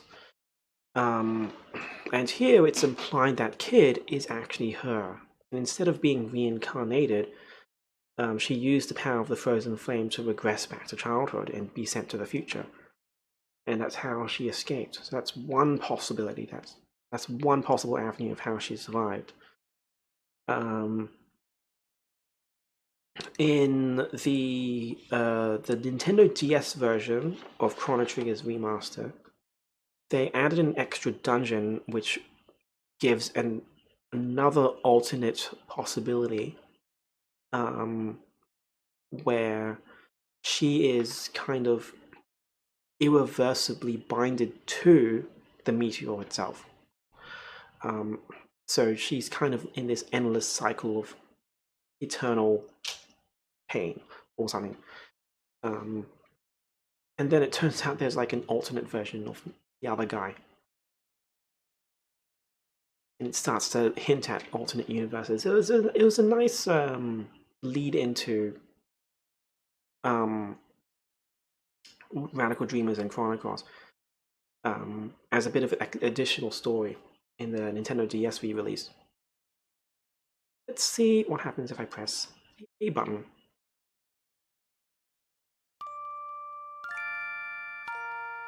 Kid, the Trésor Interdit completed. So I have 6 more endings to try to get. Yeah, so there are 6 more stories to try to discover. And they're probably I'm not going to be exploring them here. Radical Dreamers.